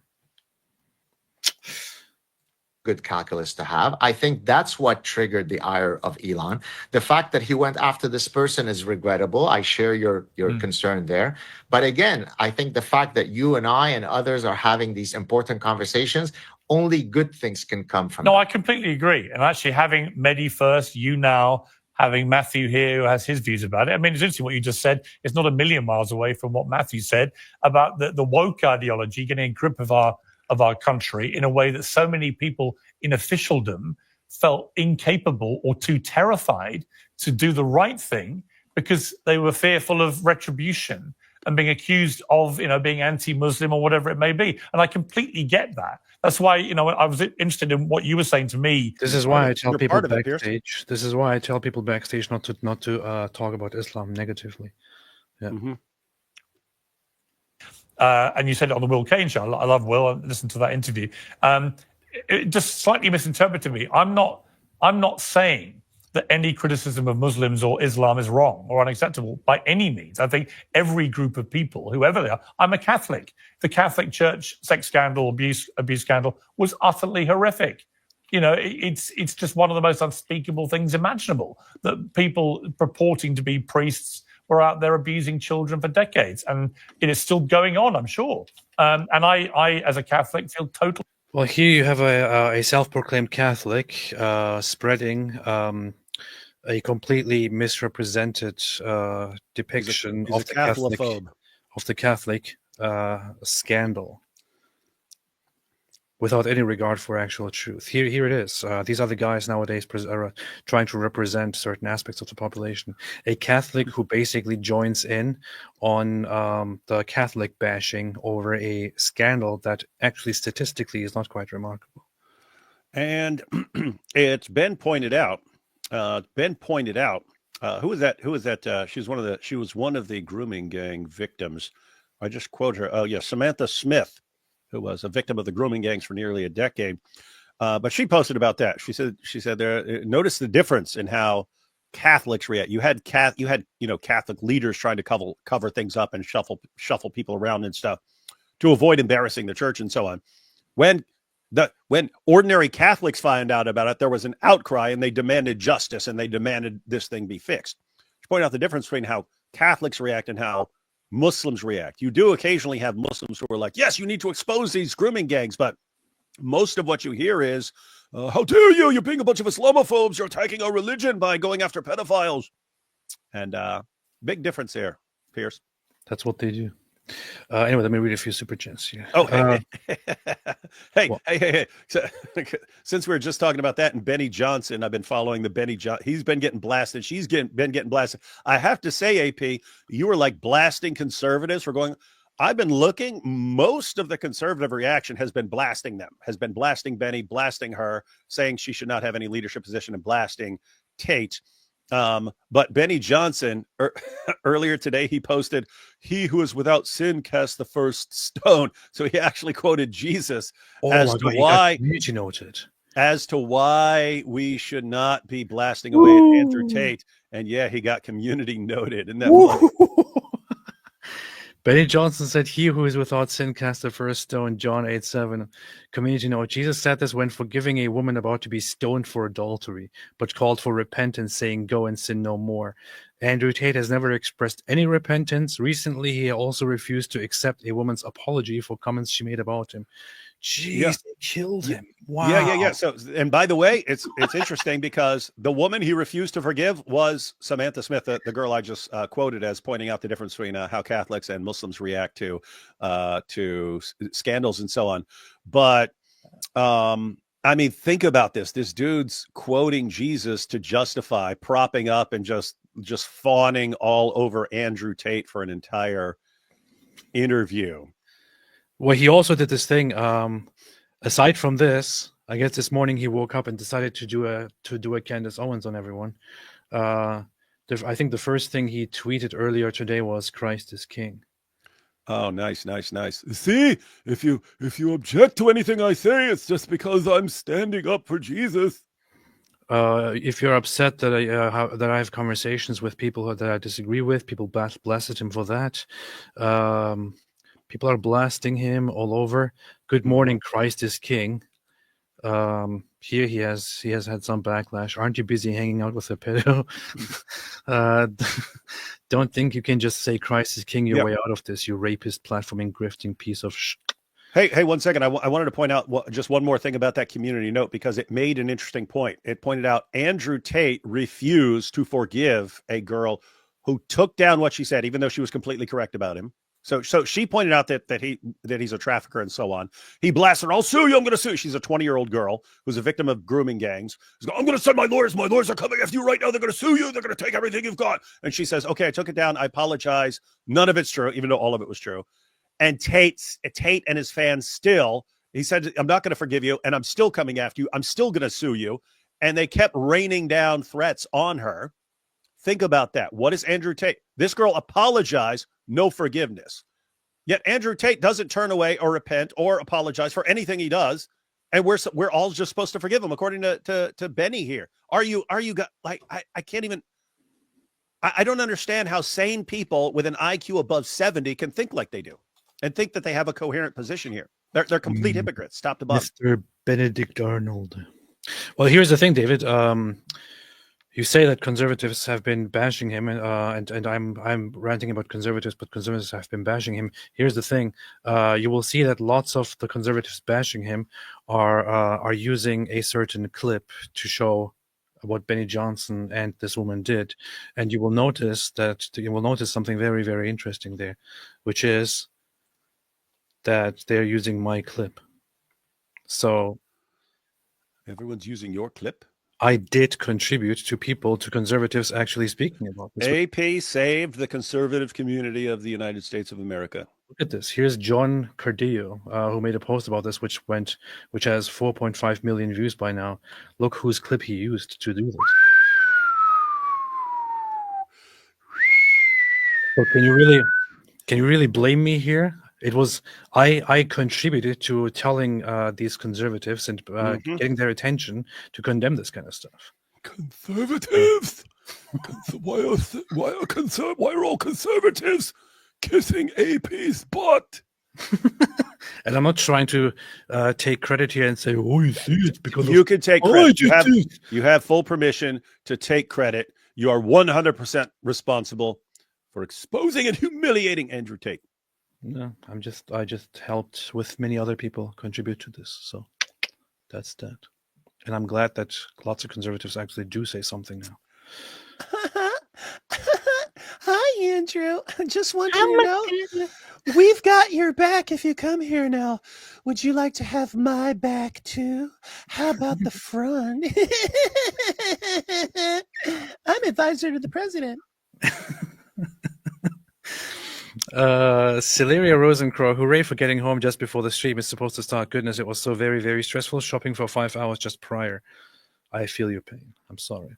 Garbled Words just started the Irfan interview. Great guy, great discussion. Is he the same as Radio Genua? I don't know what you mean by is he the same? No, he's a different person, different people entirely. He is a guy who in Germany joined the media section of Al-Qaeda and was recruiting people online to go and join Al-Qaeda and become terrorists, and went to prison, spent 1 year in an isolation cell where he started getting really, really messed up. But he also that happens. Ended up leaving Islam. And Smart. The authorities, when they came and asked him how things are, he told them he's no longer interested in jihad and he left Islam. Of course, what they did was to send a team over a period of time to check if he actually means it, if he actually did leave Islam, if he actually did leave these ambitions behind. Once they confirmed that he did, they kind of sped up the process of releasing him. As when he was released, they asked him what he's going to do with his life now. He said, well, I'm just going to get back to living a normal life and working and stuff. And the government said, I don't think so. How about you don't do that? How about you come and work for us now and go back into the whole terrorism thing underground and start exposing these people for us? And he was like, okay, sure. So, and now he's an important guy in anti-terrorist stuff in Germany. And I'm going to meet him soon in person because I'm going to go to Germany soon. You don't know how to get along in Germany. You'll stand out like a sore thumb. Be lost. You'll be walking around going, hey, does anyone here speak English or maybe even Turkish? Anyone know how to talk to me? I have to learn German if I want to get along there. That will be, I just have to put a little bit of effort into it. Or just anything you say with like a ridiculous accent. Yeah. That Jewish ex-spy in the chat, all political parties except for the AfD are infiltrated by radical Islamists in Germany, says Irfan Pitsi in your interview. Seems significant. Your thoughts? If you said it, then it's true. I just published that interview earlier today, so inshallah. Jepister, Benny Johnson Estini tape leaked, Estini dominant. Oh, interesting. Loaves of bread, Raymond Ibrahim, Muslims are observant or apathetic. Powerful.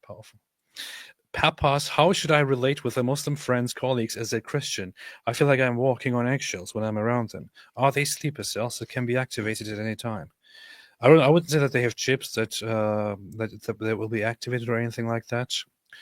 In general, most Muslims will not at any point become terrorists. So yeah, and if they are, they're not going after you, Papas. Yeah. But if you want to know how to interact with them, look up my video. How to share unpleasant facts with pleasant Muslims. Inshallah. Why you guys spending time on Tate 4 hours last night? I don't know, man. Because Tate keeps convincing people with big channels to promote him. And what you see happening is that there are still people who have no idea what he's done. They've just heard lots of people criticizing Andrew Tate, and he shows up on a channel and they get to hear from Andrew Tate. And it's, oh yes, people are just condemning me because of, some jokes I made on the internet years ago. And he says this, and these people you can look under, I saw it. You can look right after this show.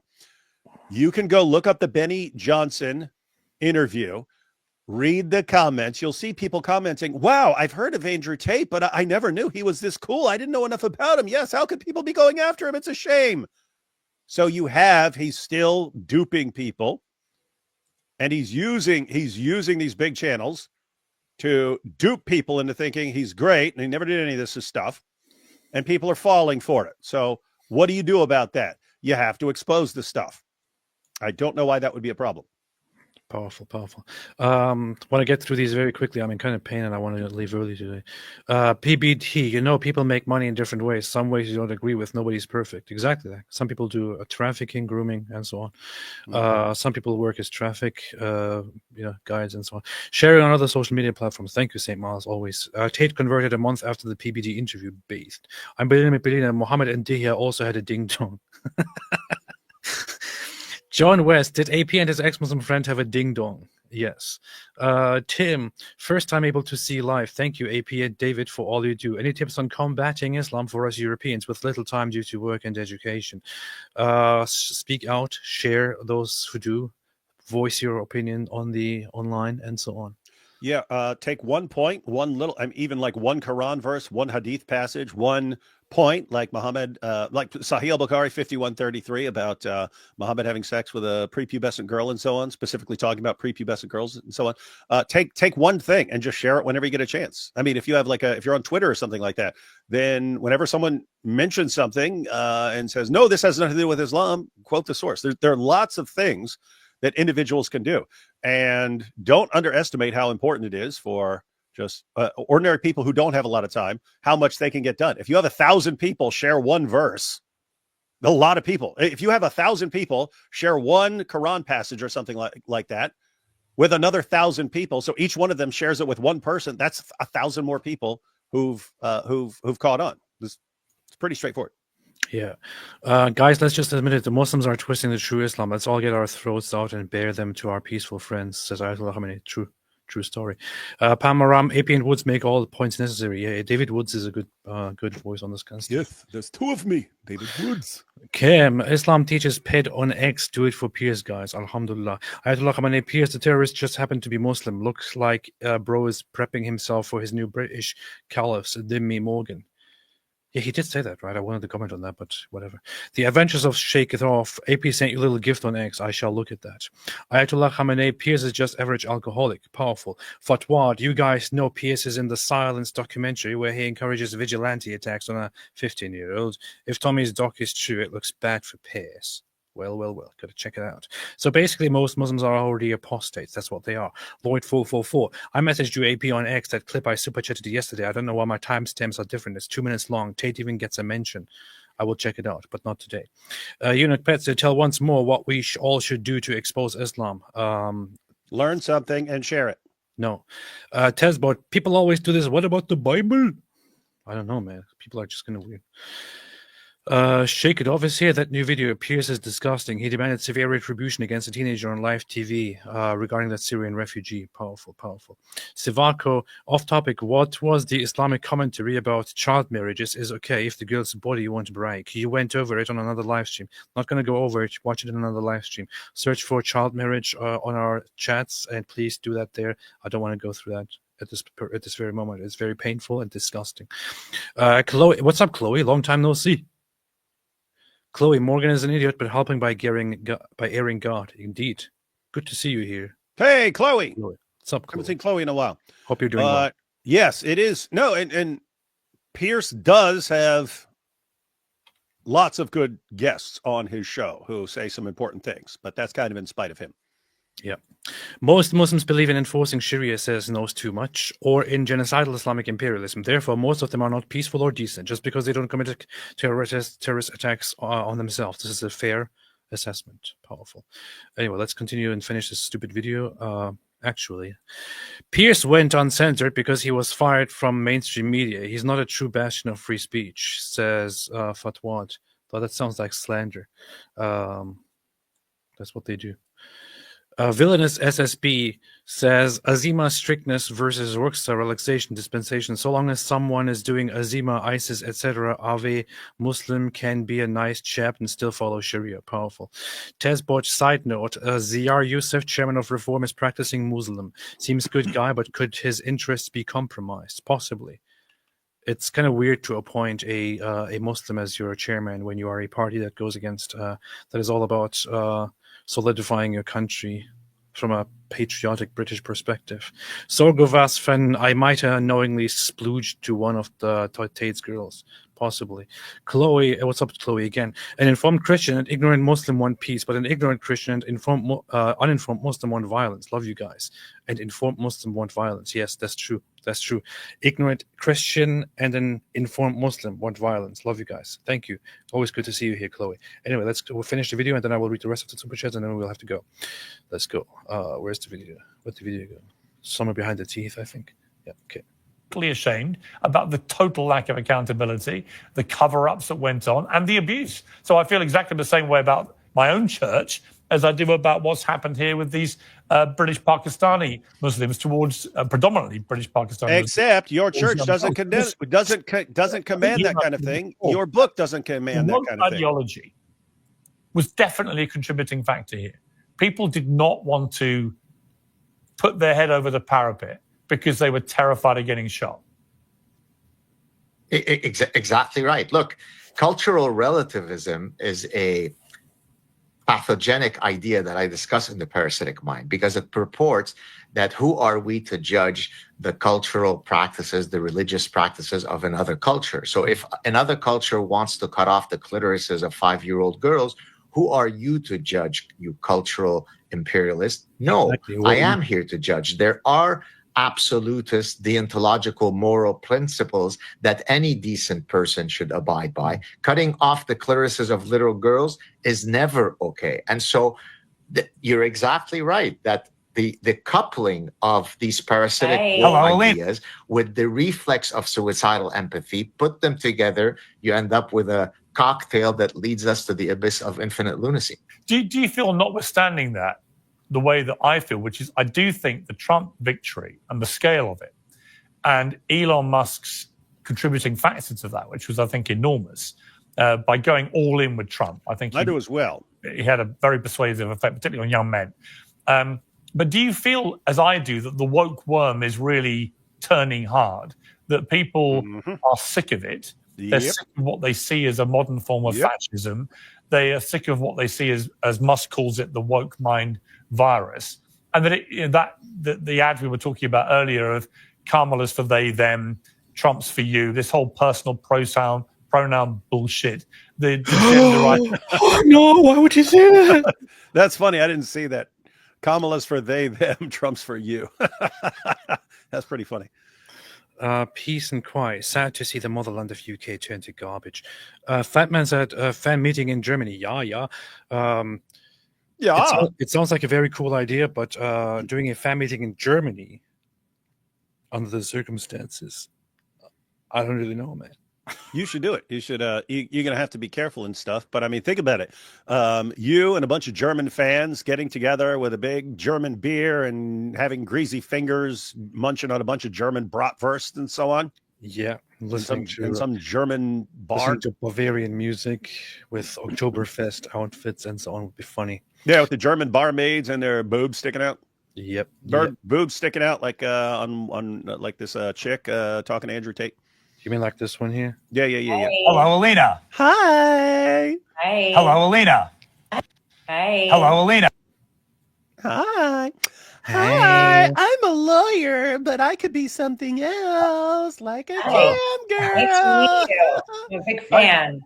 A big fan. Ironic I'd do tone. anything for Andrew Tate. Piers Morgan, more like Piers Truth with a knife. Am I right? That's true, mate. That's true. Very, very true. Tyler LaFlamme says, I love when people like Piers say that mass shootings are almost exclusively white, when the stats do not show such a thing whatsoever. He's so dumb. Well, they're mostly white, so that's that. Yeah. Or school shootings and things like that.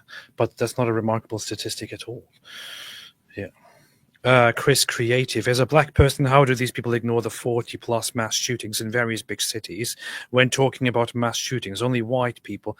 Well, black people can't be held accountable. So that's that. Steve C. While the leaders of these groups are probably unbelievers, not unbelievers, they use the brainwashed of this cult to do their dirty work. Thank you. Let's finish this. Ideology bullshit, which was manifested so spectacularly badly with the trans women in women's sport, destroying the integrity of women's sport, and so on, that it's all on the retreat. And the reason I think we could say that with some authority now is the incredible statement from Mark Zuckerberg, which is 6 minutes long and is one of the most extraordinary U-turns I can ever remember a serious public figure like him coming out with. But he basically has just thrown the towel in on this stuff. Even everyone came in. So. No. I mean, yeah. As far as this discussion, but I got off Facebook a few years ago because of that, and I might jump back on Facebook, ladies and gentlemen. Yeah. So I do think that, of course, thank God that Trump won. He will serve as a doorstop against big evil. Okay, so the whole discussion about Islamophobia, which is what's intended for, just completely got derailed and completely changed the topic in a very smooth way. Trump. Completely smooth way about the woke mind, words and pronouns. Yeah, great. What a great, fantastic show. You freaking imbeciles. Mumu Joe, and by imbeciles, I'm referring to Piers Morgan and his audience, not to Dr. Gadsad. Much respect to Gadsad, who is very, very based, and that I have nothing but respect and love for. Shout out to Gadsad for humiliating Piers. Mumu Joe, PM is wrong, makes dumb points. He reacted to Tommy when was the woke reaction, but you guys talk about him as if he is Candace Tate. He's not. Yeah, he's probably worse because he amplifies these people. Tyler LaFlamme, also he fails to mention that. Wait. What was that? Was that we're acting like Piers is like Candace and he's not? Yeah. No. He's on this particular issue. I'm not talking about all issues. On this particular issue, he's abominably terrible and should be ashamed of himself. On this particular issue, other issues he's sometimes great, but this issue terrible. Also, he fails to mention that white people do less mass shootings than you would expect for their population size, whereas Mohammed people.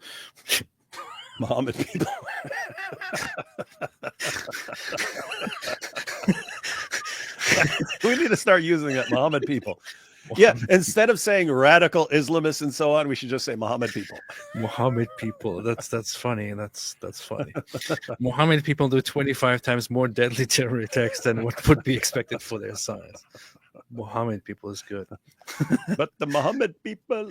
Chantal Cohen-Zad says, hi, I'm a big fan of you guys. I'm currently stuck at home thanks to the LA fires. Sad to hear that, Chantal. Hope everything is all right. Hope you're safe. Hope everything is going well. I see and hear that it's really terrible over there at the moment. Be well. Be safe. But I keep seeing posts about how it's Allah punishing LA, one of the most leftocentric places ever, for what's going on in Gaza right now. That's true here. This guy says they bombed Gaza and Allah Almighty burnt their two cities completely. America. Allah couldn't defeat the Jews, but he can defeat LA.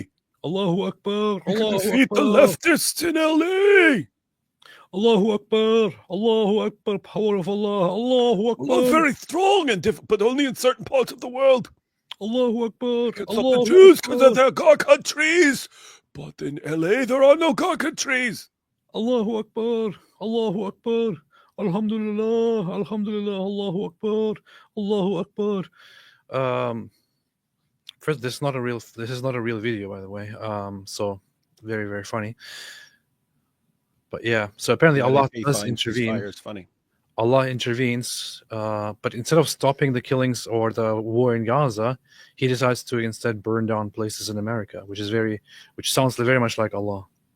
Yes, Allah says, I could attack these Jews, but they will simply go hide behind their Gharka trees and I will be powerless. So instead, I will go to the United States, to the leftist places, and burn their forests down. I'm too weakling. I'm too weakling. I'm too weak. The Jews are much stronger than me. I'm a weakling. I can't do anything against Jews. I'm Allah. To the extent Muslims do not agree with each other, surprise, they try to unalive each other. Yeah.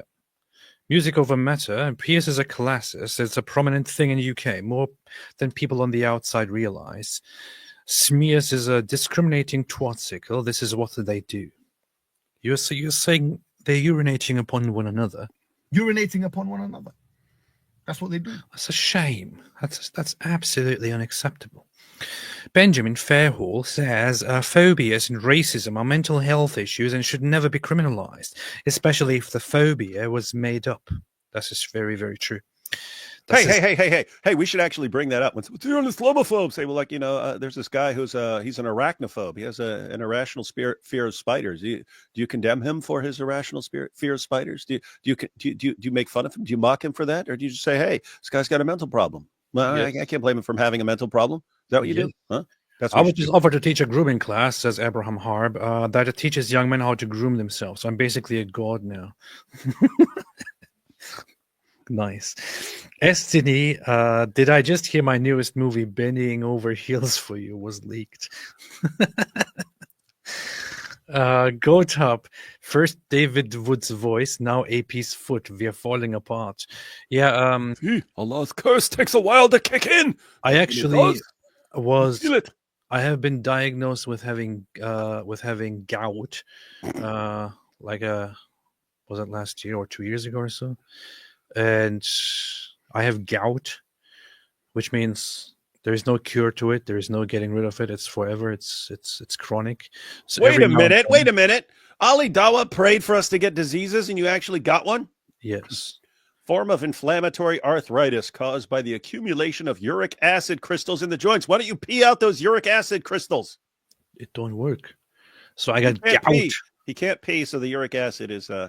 I got gout, not to be confused with goat, but it would be kind of funny to have a gout up. So gout, which is very, very painful and flares up sometimes. And when it does, it becomes really, really, really, really painful. It feels like somebody's cutting through your joints. Weakling. Hey, it says there are medications to reduce uric acid levels. Oh, really? I didn't know. I had no idea. There are also anti-inflammatory drugs. Did you know that? Yes, I'm taking them. And then you can actually help fix it by getting in good shape. Oh yeah, really? If you'd have stuck with that gym thing you were doing back in the day, you wouldn't even have the gout now. Maybe. Wait, was that why you started working out? Because you found out you got gout and you're like, oh, I need to go hit the gym? No. Oh. I think this actually happened. This actually happened before. I actually started working out before that. Before the first gout attack happened. Watching out for certain foods. Thank you. I already have a huge list of things that is like everything that is good is. Ain't doing them now. Ain't doing them, obviously. My foot hurts. Peace be upon me. Tate became Muslim fakely to get defended by Dubai sheikhs who might be involved in his sex trafficking after he knew he's going to jail. Any thoughts? Well, that's what it looks like. It looks like he made a deal with the devils over in the Middle East. What it looks like. We know they were making offers because Tristan admitted that there were offers towards him. So, I mean, obviously there were offers towards Tate as well. But yeah, that's the main reason, ladies and gentlemen. He was probably offered a big pile of money and a safe haven where he could run from all his charges and so on. So I'll convert. And then there were added benefits of having a community of Muslims who are going to support him no matter what and so on. Is this Lex Friedman? Love fixes every problem. How about we just approach it with love? Have you thought about tackling your gout with love? All you need is love, love, love, love, love, love. Mm-hmm. Powerful. Easy peasy. Looks like the next war will be fought within our borders because of this Islamic tolerance. That's what it is. That's what it does. That's how it goes. Mumu Joe, zero problem with Benny interview Tate, but not challenging his behavior or some of the vile lies he spread. All while looking. That's the problem. That's the problem. all the #1 Elvis interviewers fan in 1967. Yeah, the thing is, you can talk to somebody who is a horrible piece of absolutely. We would gladly interview Andrew Tate. But if in you fact, sit I would there love and for Milk you- Bar to interview him. and you praise this guy as a hero, as a martyr, because this is what Benny did. The only thing that was lacking there during this interview was Benny being in front of him and getting on his knees and orally pleasing him. That's the only thing that was missing there. Basically, he was proud. Benny acted like he was auditioning to be one of Tate's cam girls. That's how he acted the entire time, fawning all over him like a wannabe cam girl. The only thing that was missing there was how about you get us on your knees? That, but Yeah, to be clear, I would love to see lots of people interview Andrew Tate and just go through all these things and say, okay, you're saying, how long ago was this, Andrew? How long ago was this happening? Okay, why does this say 2020 right here? Why does this say during COVID? Please explain that. Just doing that over and over again. So I would love to see people interviewing him, not to promote his lies. Powerful.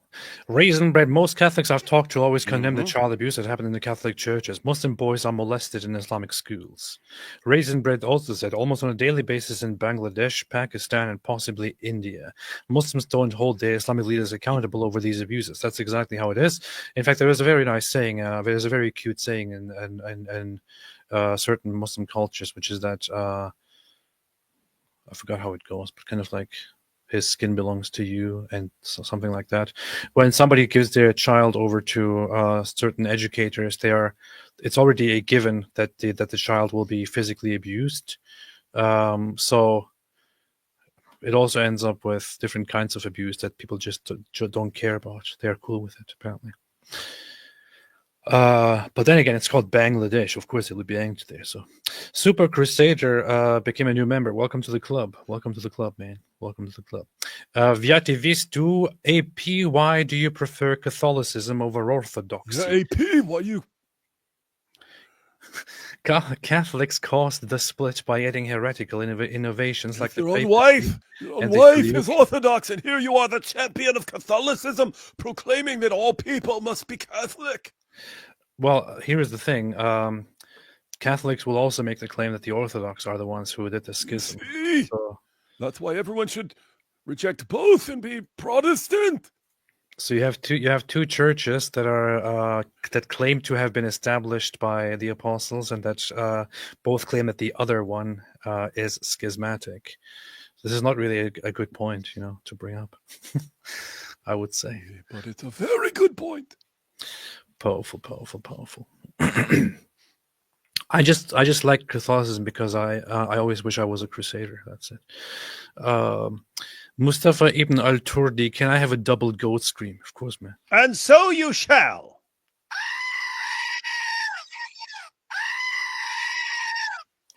That was a double. Yeah. Gout. What gout, man? Gout. What gout, man? That's funny. That's true. What gout, man? Lebanon has Christian president, hopeful future. They always had Christian president because that's the agreement. That's in their constitution. Yeah, they have to have a Christian president while also having a Shia something and a Sunni something. Yeah, I don't know if that's a reason for hope for the future, because their system of government was decided when Christians were a majority, and now that Christians aren't the majority, you have objections. And as Christians become a smaller part of the population, you will eventually, you've already got Muslims who want to change the system, but as Christians become smaller and smaller, they're going to demand that be changed. Lebanese Christians are kind of based, though. Like Lebanese Maronite Christians are kind of based. I think everyone should become Maronite now. How about that? Why do you say Maronite, not Protestant? Cody Taylor made a super chat. Thank you so much. Appreciate it. Evan Wright, AP, as a Catholic, I want to thank you for calling out people such as Nico Fuento and Candace Owens who bring discredit upon his Catholic Church. Thank you. It's El Nico Fuento. El Nico Fuento. He wants you to know he's not a white supremacist because he has a sombrero. And I'm a Mexican. I'm American. I don't know what you're talking about. What do you call me white supremacy? I'm a Mexican. Thank you. I appreciate it. Yeah, I think people need to call this kind of stuff out. Candace Owens does not respect the Vatican anyway. She is she has this whole thing position, rejecting the position of the Pope position. Nick Fuentes is a more confusing case, as I found out later on. I assumed that he was against the Pope, but apparently he has full respect for the Pope. I'm going to be the next Pope. Right after I take over the presidency, I'm going to use my power as president of the United States to take over the papacy, and then I'm going to take over Vatican and install. I will be the only person who's simultaneously Pope and president of the United States. I'll really be the most powerful person in history. He calls people out for criticizing the Pope while he is just in every way going fully against the Vatican positions and all that. It's so weird. So weird to me. But that's a Nazi for you. That's what they do. That's what they do. Urinating upon one another. That's what and they being do. a Nazi. But to be honest, why I've always had a thing for Catholicism. Maybe it's because of my because of where I was raised. Probably also because you like holding on to little religious objects and stuff, and that's way more Catholic. That I don't know about the Orthodox. I assume they got stuff too, but it's definitely not very Protestant. Yeah, well, the Orthodox have that too, and the Orthodox have a high reverence. Yeah, so why do you? Yeah, so we understand, given your love for holding on to beads and stuff like that you'd have a problem with Protestants, but why are you throwing Orthodox under the bus all the time? I think I can just, I don't know, I think I can relate to Catholicism more. It's part of a culture that I learned to love as I grew up in it. I also went to a Catholic kindergarten in Germany, and so you grew up in Germany. I suppose you never heard of a man who nailed his 95 Theses to the door. Don't even get me started on that, man. That man was truly a great man. Don't even get me started on it, man. I'm still thinking I want to make a video about that guy, but it's going to get out of hand.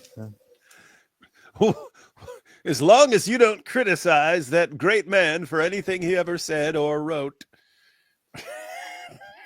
In fact, I have his book, and... See, AP's reading. He's learning, everyone. He's learning. Brother, I have gout. What gout, man? Brother, I have Gout. What gout, man? Takes off shirt. Yeah. Yes, we were talking about Martin Luther. I mean, you should have this criticism. This criticism should be fine, right? I mean, even among the Lutherans, it is generally considered right to agree with him on his theological stances and the doctrine and the solas and his stances on the church and so on, while rejecting and even condemning him for his for other stances that he had. He wrote a whole book about Jews, which basically advocates for massacring them and enslaving them and burning them and so on, which is a really, really messed up book. And it also has a very ironic title. It's called On the Jews and Their Lies, and the whole book is just full of lies about Jews. So very, very funny. Very Protestantophobic. Protestantophobia. Being very Lutherophobic. Lutherophobia. I wanted to play since Nick Fuentes came up, I also wanted to quickly play a clip here.